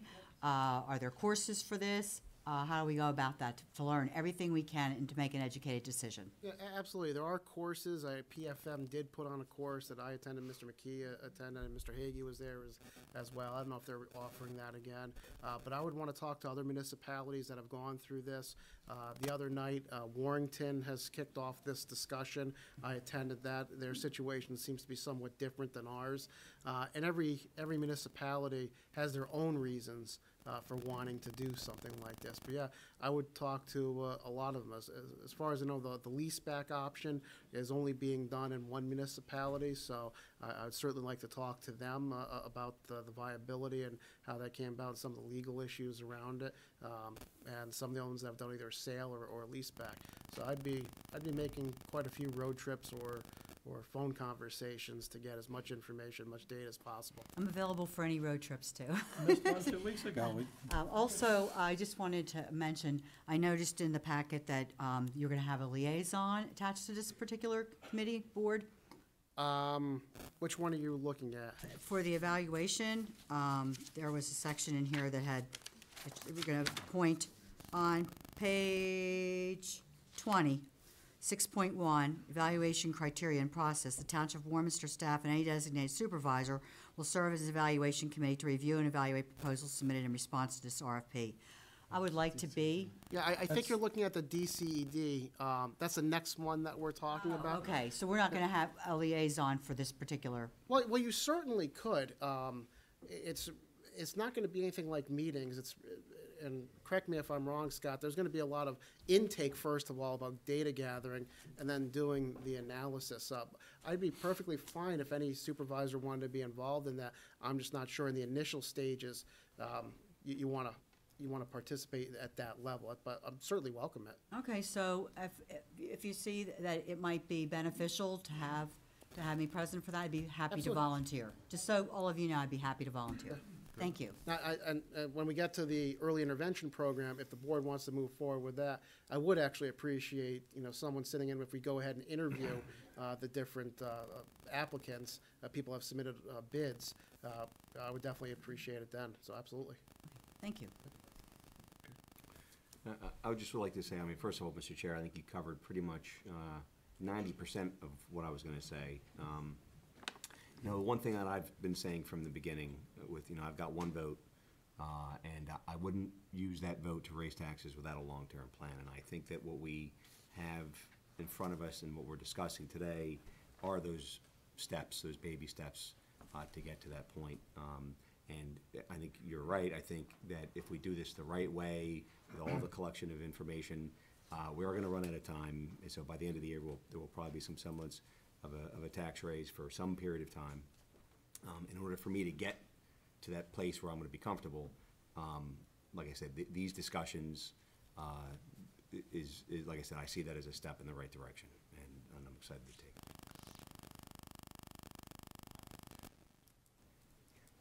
To piggyback back on what Mr. Monroe just said, I'm very happy that we're looking for a long-term plan, and I think the collaborative effort that we're all making together as a team to do what's best for our residents and all our employees, our police force, we want to make sure that you're all taken care of. We take this very seriously, and we will look into every option possible to be able to rectify this situation. And I think everything that our chair, Mr. Crowley, said, that we're looking at every possible solution. We're working together as a team. I think that's very, very important. And any input our residents have, we're happy to listen. Thank you, Mr. Chair. Mr. McKee, Mr. McPhillips, any Yeah, I comments? think it's important to point out that tonight's discussion is not upselling anything. Tonight's discussion is about collecting data and doing it in a transparent fashion. And that's the only way we can make a right decision. Also, I think it's important because people may have a tendency to compare the meeting we had at the high school as opposed to this meeting tonight, and it's drastically different. The meeting at the high school was about solely the Water Authority. This is more of a broader discussion, so I think it's important to point that out. And I'm in support of doing this evaluation. Mr. McKee? I think I'll save my comments for after the public comment before we vote. Okay, sir. Any other, before we craft a motion, anything else? Mr. Schuster, would you craft a motion, please?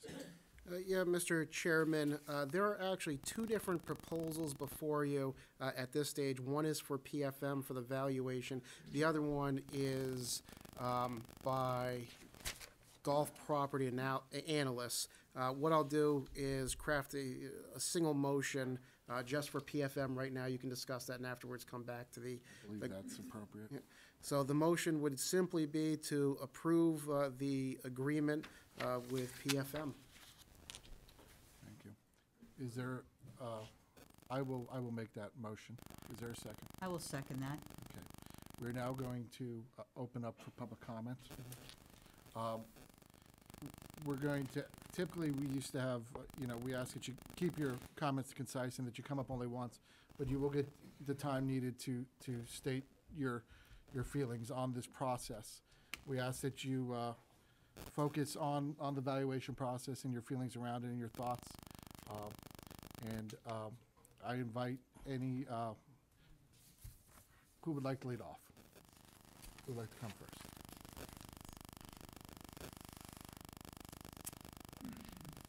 Ms. Boyle?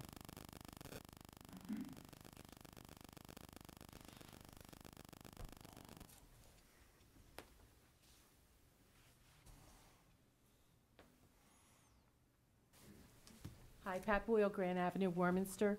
I used to live in Bristol Township before I moved back to Warminster, and they sold their water and sewer authorities, and it was the absolute worst thing that ever happened to the residents.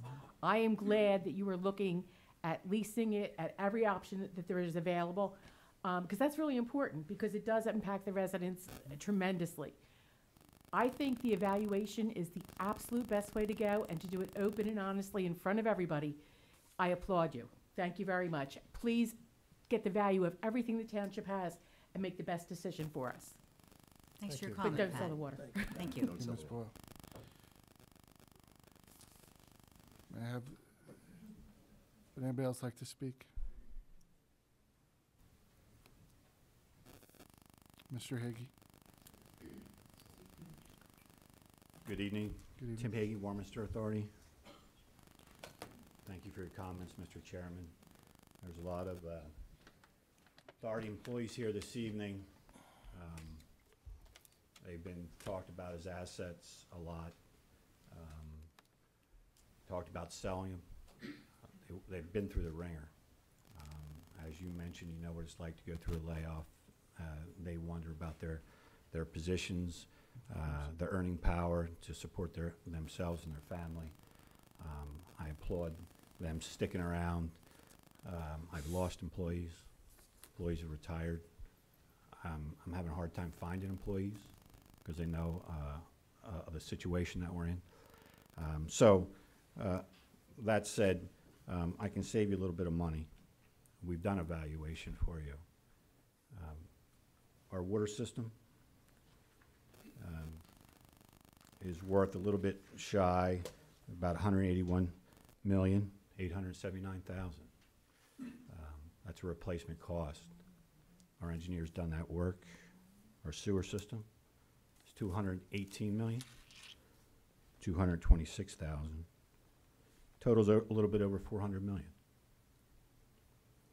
You do replacement, that's replacement cost. PFM's presentation, they do 3 methods of valuing. One is something of the replacement cost. Another's market. If you look at the Limerick sale, their system was sold. It's tough to get straight numbers from that deal, but their system was sold for approximately $14,000 a customer. If you value, if you multiply that out by our number of customers, that value is just shy of $300 million. That's not counting the water system. So we're pretty much the center of the target here. We're a valuable entity. Employees work hard for the community. They're proud of the customer service and that they do for the Warminster customer. We have a proposal for stormwater. It's a novel approach. It is your asset. That said, I think we should be frank. The valuation is a method to monetize us, to get money for township expenses. It's going to come out of the township residents' pocket one way or the other. You can get values for us, but the question is how much you're going to take out of the residents' pocket.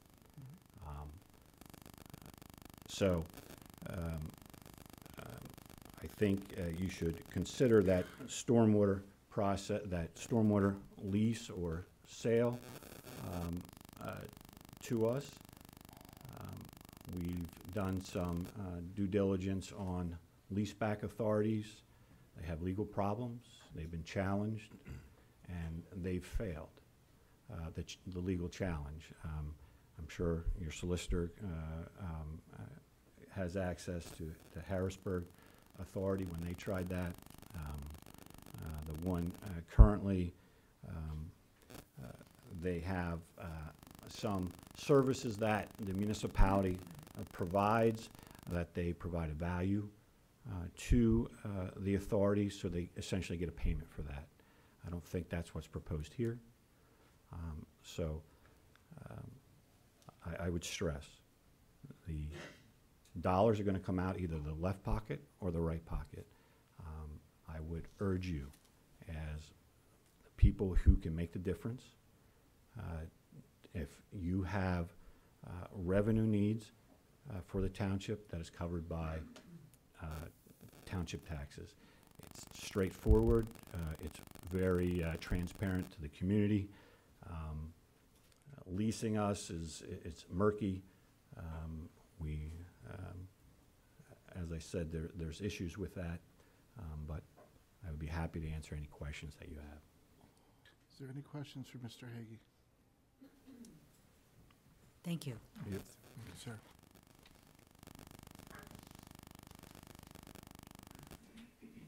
Hi, my name is John Panofsky. I live at the Glen and Bucks on Street Road. A couple things to say about what the previous speaker had just said. When I pay my bills every month, I know what assets I have. I applaud you guys for doing this asset valuation, because if we're going to pay our debt, if we're going to figure out a way out of this, we need to know what we have. And if it's only knowing what we have, then at least we know that. The other thing is about raising the taxes. People can't move into Warminster right now because of the taxes. I understand that a tax increase might be necessary, but there needs to be something in there making it temporary. Young families with children cannot move into Warminster. The age of our township is going up every year for that reason. They cannot afford to live here. It is affecting our schools. It is affecting everything in this township. If you keep raising our taxes, you're going to make it harder and harder and harder for people to live here. So I would really urge any tax increase be temporary and not permanent. That's the two things I had to say. Thank you. Anybody else like to speak? Okay. Seeing none at this time, Mr. McKee, would you like to speak? Yeah, I'll try to keep my comments brief and germane to the motion that's on the floor.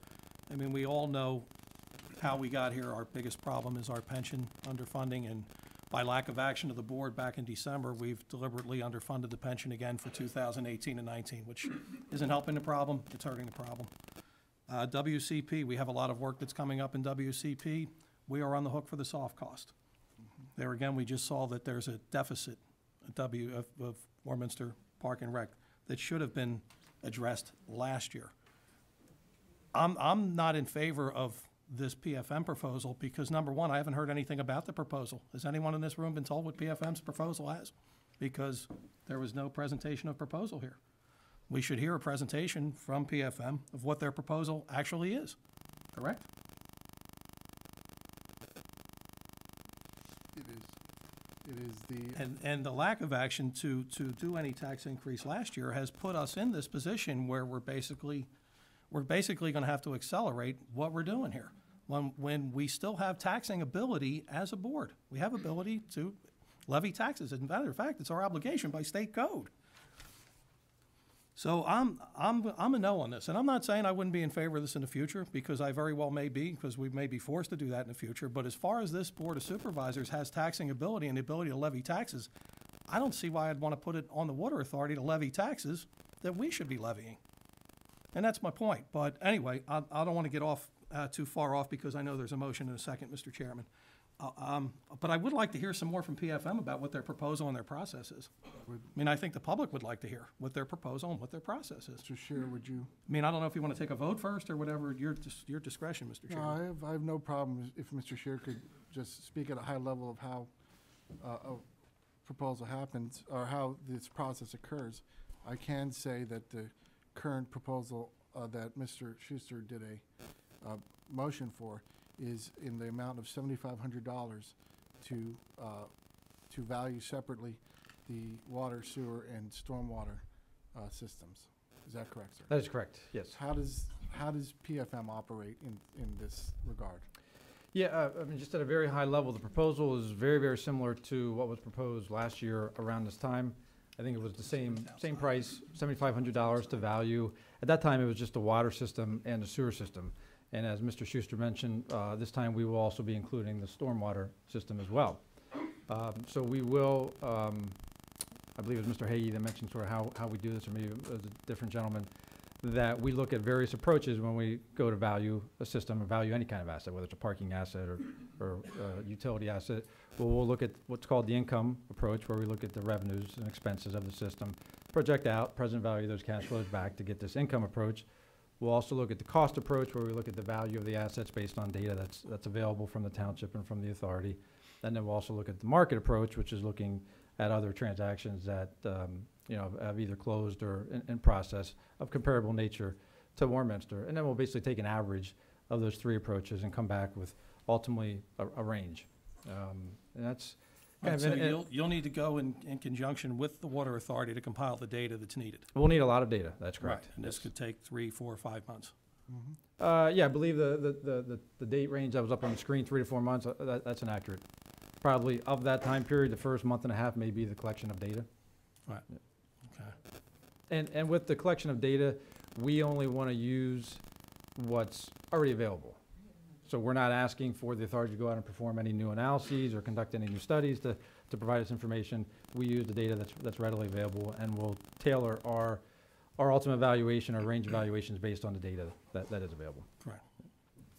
May I ask where you have done analysis like this in the past? In this particular, has it been in the counties, surrounding counties, state? Yeah, we've done quite a few around the state. I'd say there's probably a fair amount, maybe more focused in the southeast part of the state. You know, and to be very transparent, we've done this process, what we call step one, where you come in and do evaluation of the system, and there's sometimes the clients at that point will say, that's great, thank you very much, we appreciate the value. We now know we want to keep the system, we're running it well, you know, we don't want to see our rates go to whatever, you know, we were shown at that point in time. This was good information, now we feel good about moving forward.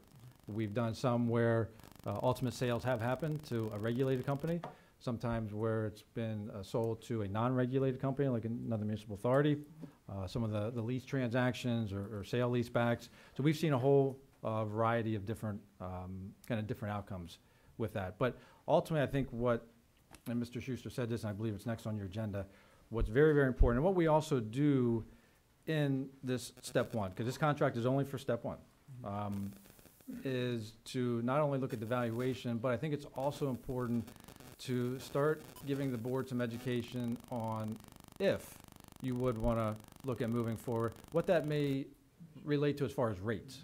So that's very important. I mean, value and rates go hand in hand. So that would be step 2 in the process? No, we would include at a high level, step one. I mean, because I think that's fair to say, you know, if the value is between X and Y, there's a high likelihood that the rates may go between A and B.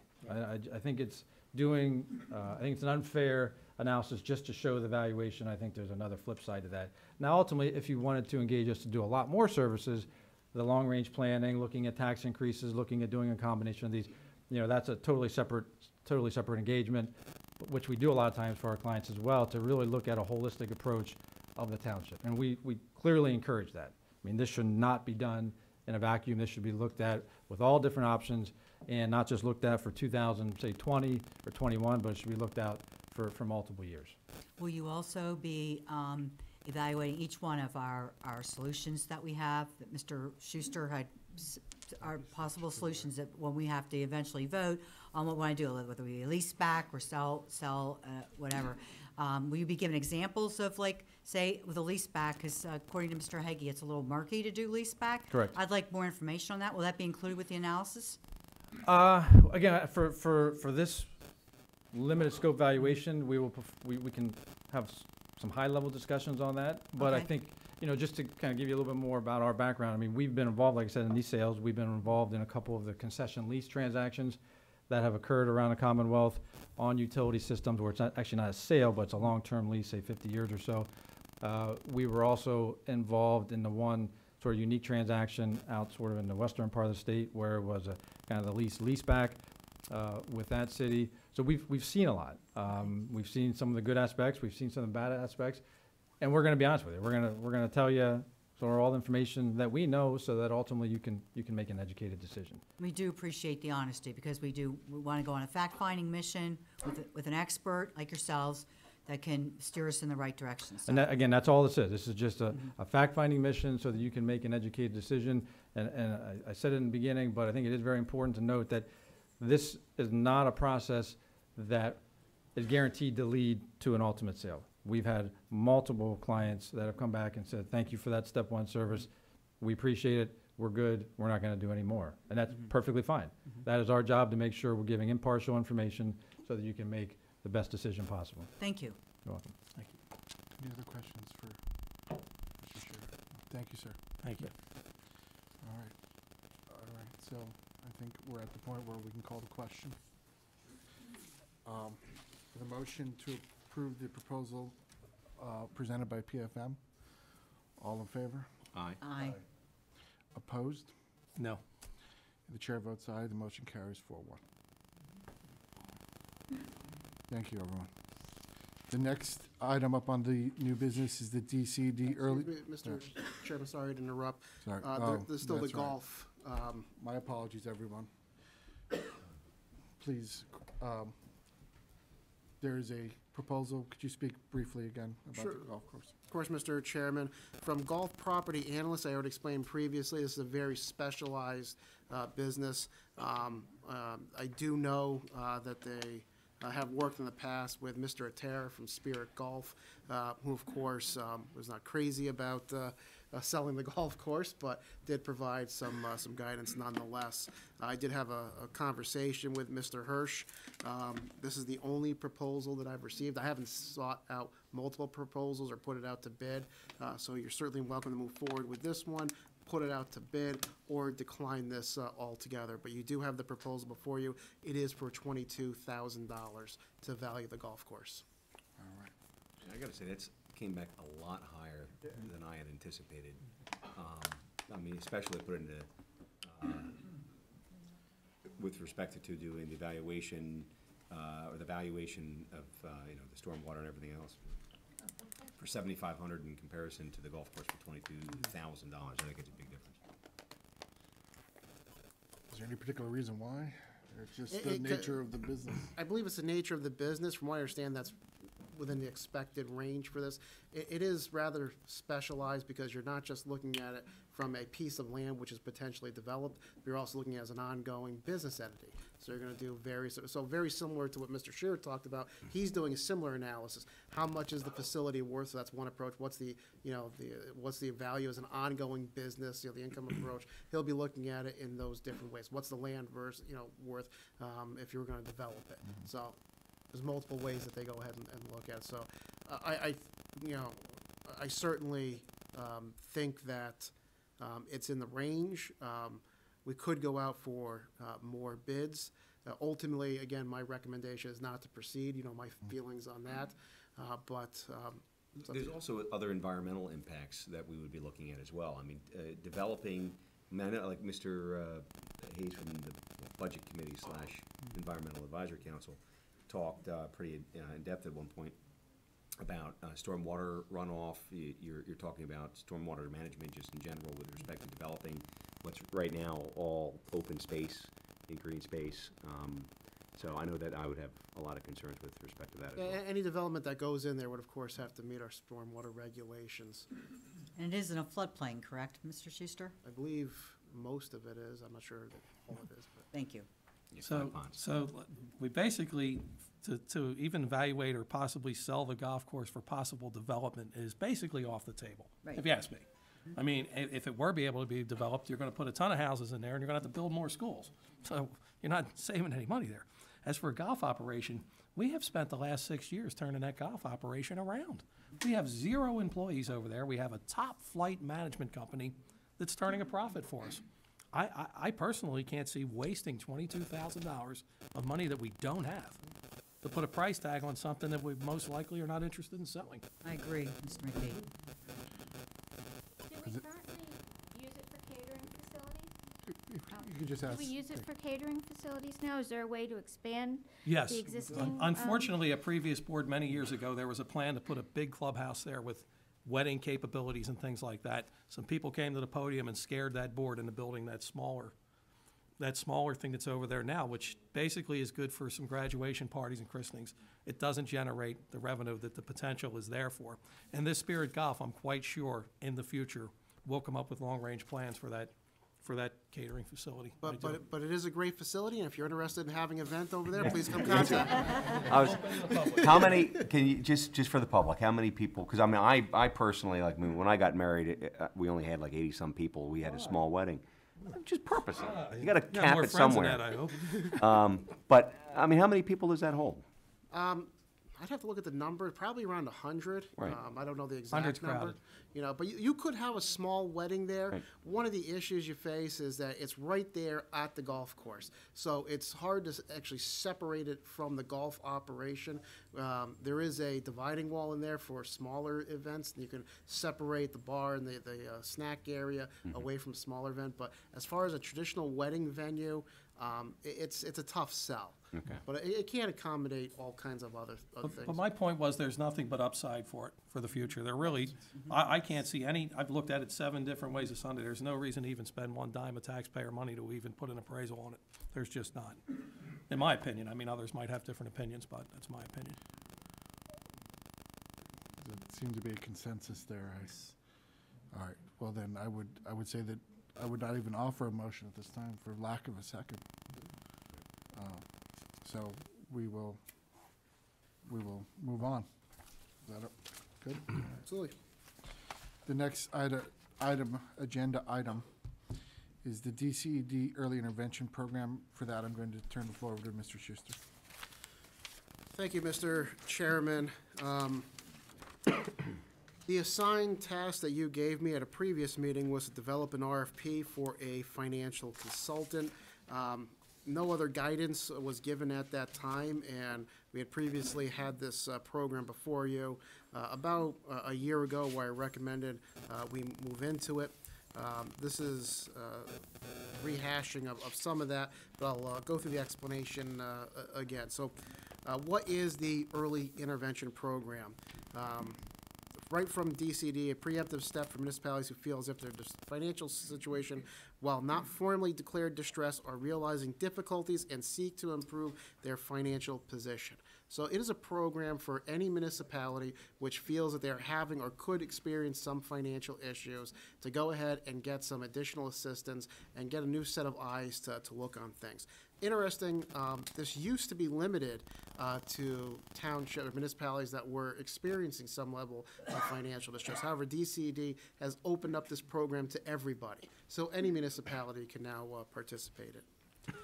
The program does give grants to help fund the hiring of an independent financial consultant for Phase 1. So what is Phase 1? What are the steps that happens? You have a financial condition assessment. I've already gone through some of the high-level things, so you would see some of those things again. They would go ahead and look at our financial statements, our numbers, and tell you, in my opinion, what you kind of already know. It's not going to tell you anything that's going to surprise you there. The second is forecasting, and this is a very valuable thing to do.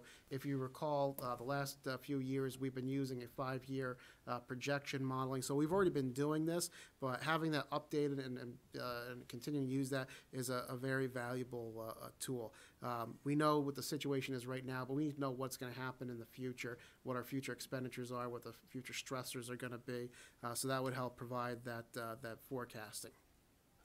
Third, if necessary, is an emergency plan.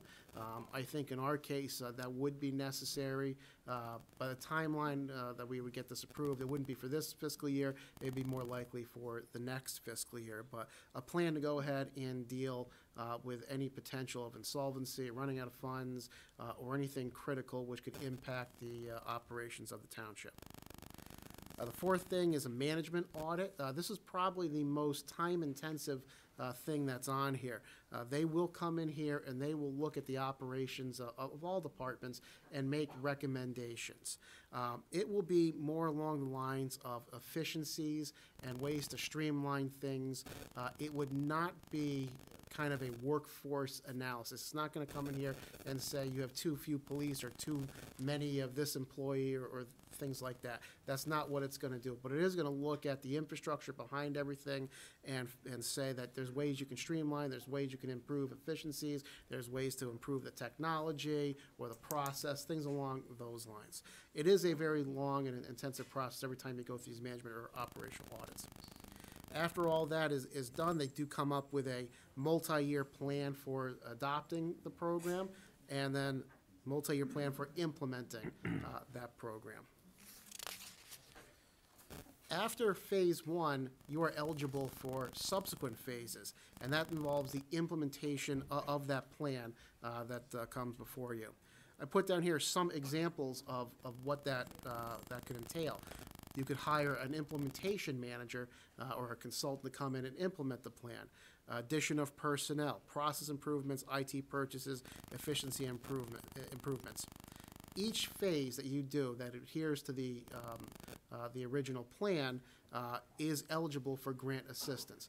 So if one of the recommendations is that there's a software that you should put in place that's going to decrease the amount of time spent by your employees by 10% or 20%, and it costs $50,000, they will go ahead and provide grant assistance to cover some of the cost of that. So there is benefit in that area. Likewise, if they're recommending that you add personnel or get some additional consulting help, they could potentially give you grant assistance to help out with that as well. So the process is pretty straightforward. You would issue an RFP to qualified consultants. DCED has a list of consultants that are pre-qualified, and we would have to stick exclusively to that list. That RFP is in your packet for your consideration. We basically used a sample RFP that DCED was comfortable with. We made some slight modifications to it, but it should be good to go. Concurrently, you would also submit an application to DCED for the program. Once DCED approves the application, then the board could formally award the RFP. How you get to selecting the consultant is really at the discretion of the board. You would have RFP responses, of course. You could bring them in for interviews with a panel. It could either be via staff, or as you talked about earlier, we could have supervisors such as Ms. Rescatory in there, helping to evaluate the people that are coming in, and then ultimately award that RFP. Cost, obviously the RFP will determine the cost. Once you get all the proposals, you'll see what the numbers are. But a typical range or typical area is $80,000 per DCED. DCED would fund at least 50% of those costs, and if circumstances warrant, they would be able to do a higher amount. I don't know if we would qualify for that, but they did say that that's a possibility. So you should assume in the area of $40,000 that it would cost at the very least to go ahead and move forward with this. A rough timeline, we'd be looking to issue the RFP in February. March and April, DCD would approve the application. We would award the RFP. April to October, we would work with the consultant. This is approximately 6-month engagement. And then the October-November timeframe, you would receive the final report. Reasons to apply. You do get an independent financial analysis. It's always good to have new set of eyes look at things, especially organizations which have gone from municipality to municipality. They could see things that we didn't consider that other municipalities did, and help import those ideas. Getting a review of operations and different options is always a great thing to happen. Getting the recommendations to improve our financial condition. Anything that we can get can possibly help out where we are right now. And lastly, as I talked about earlier, you do get access to subsequent implementation grants. Reasons not to apply. There's the cost. I already talked about that. There would be a significant amount of time that staff would need to spend with the consultant. When you do these management audits, they sit with each department, they drill down, they ask for data, so that's going to take some time to go through that process. Another reason not to apply is the potential for conflicting advice. You already heard from PFM and some of the things that they would provide through their process. You have recommendations from staff. There's also a budget committee out there that could provide recommendations. So I'd be concerned about setting up a situation where you're getting conflicting advice. It's good to get different perspectives, but in some cases, having too many voices might lead to confusion. Another reason not to apply, the report won't come to the end of the year. So it's not going to help you right now. It's something that you're going to have to wait for the results for. And lastly, the last reason I had not to apply is that you're not going to see a magic solution. There's not going to be anything in there which is going to fundamentally alter the things we had talked about previously and the financial situation we find ourselves in right now. So final thoughts on the matter. There is definitely value for current and future years by going into the program. There's a cost, of course, and the cost is not just in dollars, it's in time and the amount of effort spent. And it's up to the board to decide if it's worth that cost. If you do go forward and we get the report, if we ignore it, that's going to be a lot of time and money wasted. I'd hate to see that occur. And finally, the last thing I'll say is if you do move forward, please don't use this as an excuse to wait or postpone exploring other options. I don't think that's really a concern.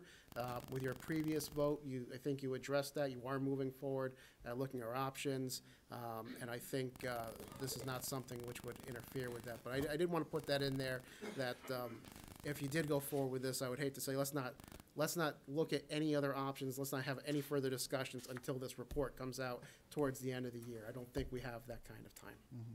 In your expert opinion, Greg, do you feel that this is something that is needed for the township at this time, considering that we are doing an evaluation with PFM?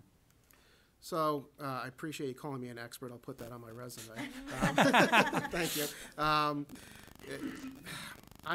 When I proposed this a year ago, I was in favor of this because the board was struggling with a lot of different ideas and a lot of different issues. We're in a different situation right now. So I lean slightly against doing this. I'm concerned that it would take up quite a bit of time. I don't think that it's going to provide any solution which could help stabilize our situation.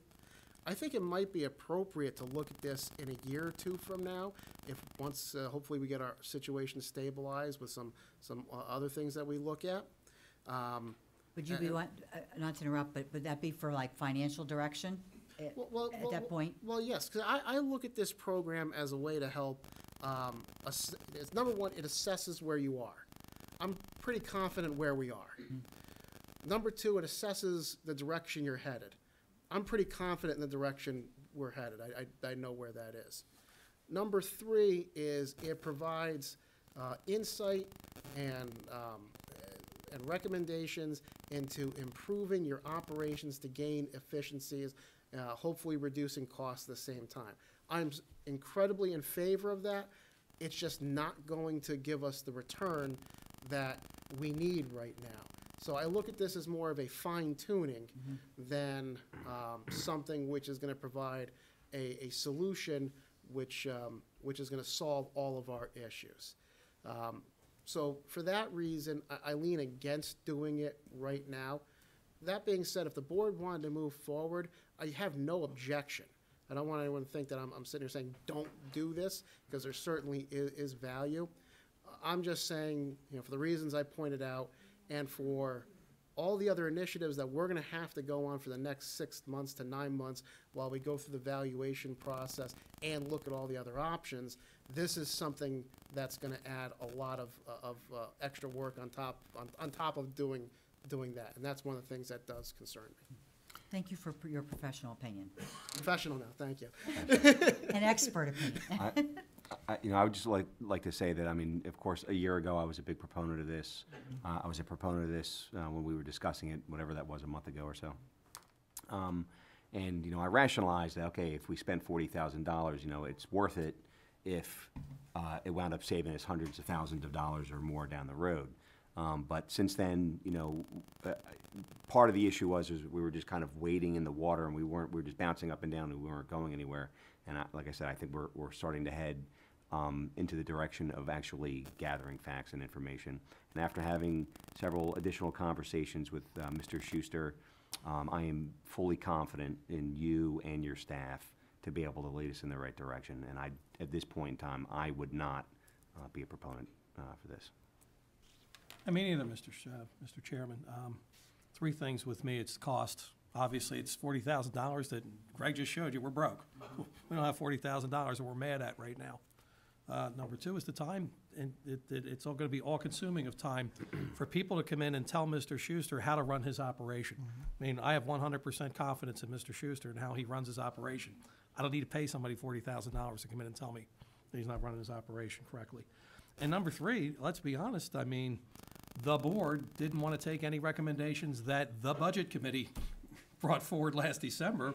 What makes us think that the board would take any direction that they proposed? So, you know where I stand with it. I'm a no. Thank you, sir. I feel the same way, Mr. Chair. I think it's already clear that there's already 3 no's for it.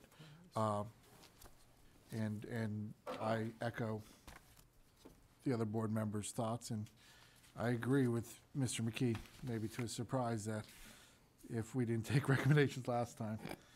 Yeah. So, I mean, though we have to understand, too, that I do believe it might be a more useful tool in a year or two, because inevitably, at least one board member will be different next year, perhaps more. So I think it would be a tool that would be helpful down the road, but I don't think its time is now. I think we need to concentrate all our efforts into the one major project of getting us out of the predicament we're in now. After the analysis, we'll have some decisions to make. I don't think we need to divide our time between 2 different projects. Just concentrate on the one, to find a resolution, and then move forward. Thank you, Mr. Chair. All right. Well, with that, then I will not seek a motion. No? Okay. All right, well, we'll move on then. Next up is the Township Manager announcement of upcoming agenda items. Mr. Schuster. Thank you, Mr. Chairman. The next meeting is on February 21st. We've delayed a couple times already the presentation about Warminster Community Park while we work out some grant issues. I'm not 100% sure if that's going to be on the agenda, but I'm always hopeful to see that soon. The ordinances that you authorized for advertisement this evening will be on your agenda for adoption. The duty tow bid opening did occur. We are reviewing the bids right now. So the possible award of that bid and the concurrent ordinance adoption will be on your agenda as well. Preliminary final approval consideration for 813 County Line Road, which is Wendy's, and preliminary final approval for consideration for 710 Newtown, which is a 3-lot subdivision. Any questions on those items for Mr. Schuster? All right, seeing none, we've now entered the second public comment time. Residents have an opportunity to comment on any items at this time. Is there any public comment? Yes, sir. Mr. Diamond.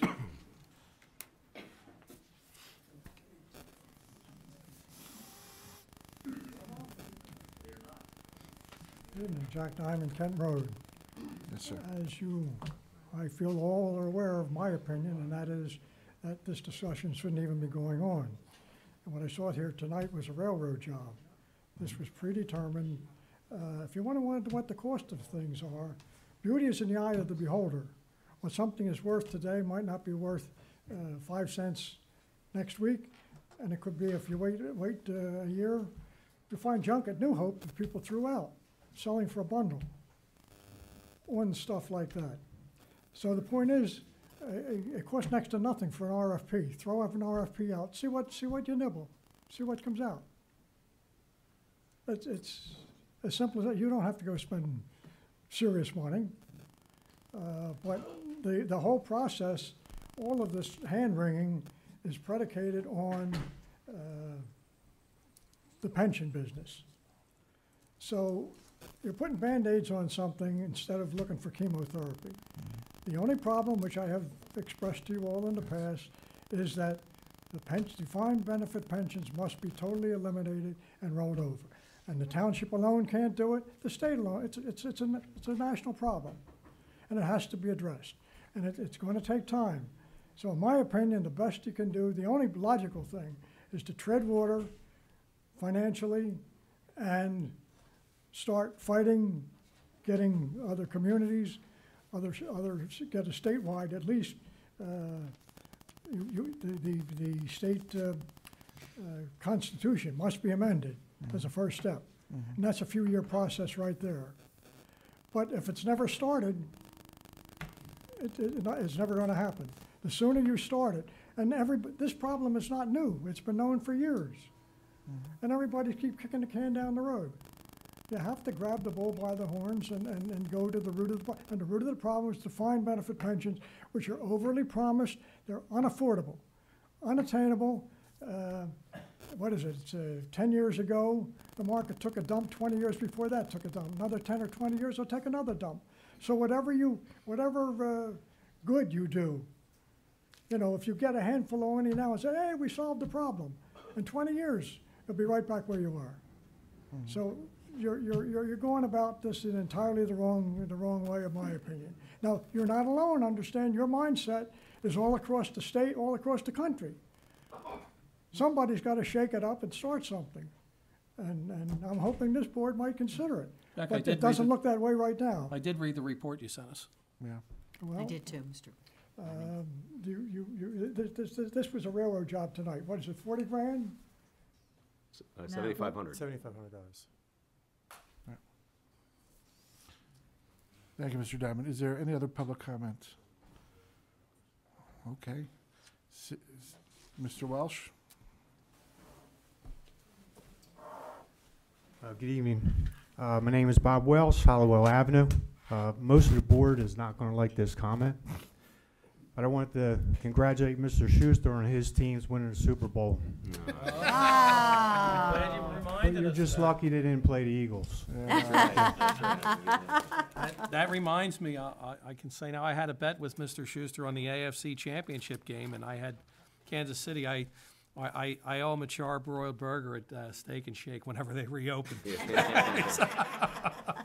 Whenever they reopen, I will fulfill my obligation. Asked me to pick the restaurant before the bet, and I picked the wrong restaurant. But I said, look on the bright side, you'll get a charbroiled one this time around. So when they reopen, I will fulfill my obligation, Mr. Schuster. Any other public comment? Okay, seeing none, I'm going to move on to supervisor comment. Mr. Monroe. Thank you. There's one announcement that I had forgotten to make, so just bear with me for 1 second. Okay, so I did this before, and I would be doing it all the way up until the event. There is an event that's going to be held at the Warminster Community Park. It is a Civil War reenactment. It is a significant Civil War reenactment. My understanding is that it's probably going to be one of the largest on the East Coast. It's called the At the Double Quick event. It presents No Turning Back, Battle of the Wilderness, May 4th and through May 5th, 2019, at the Warminster Community Park, 300 Veterans Way.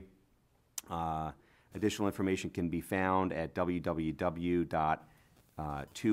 28th, so 28THP, Papa, V as in Victor, I as in India, .net, and at the and on Facebook.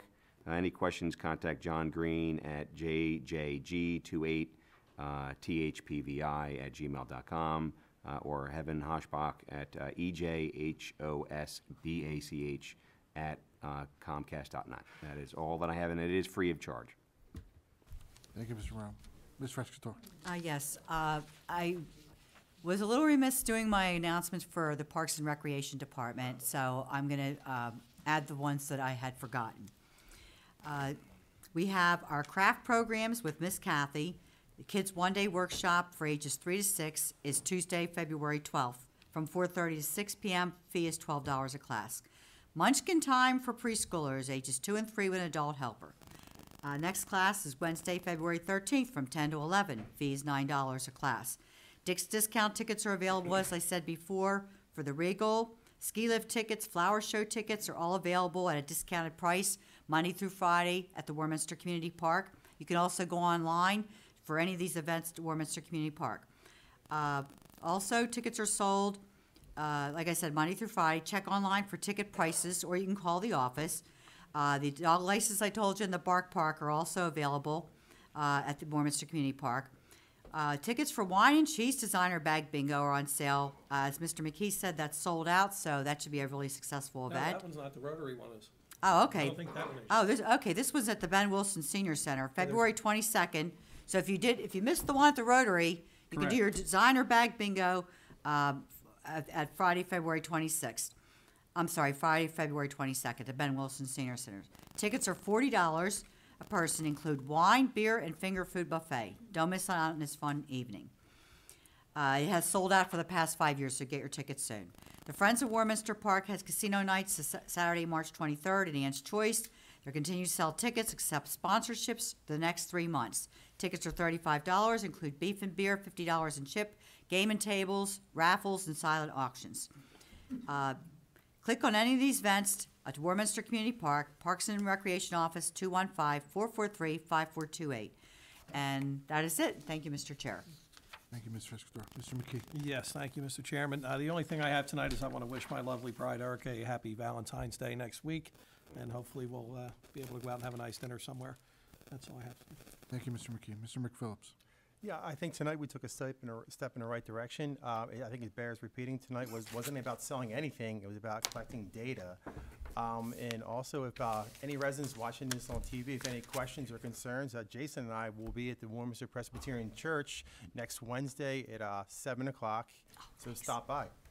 Thank you, Mr. Chairman. Thank you, Mr. McPhillips. I have no comments this evening. We've said everything we need to. I'd like to entertain a motion to adjourn. Motion.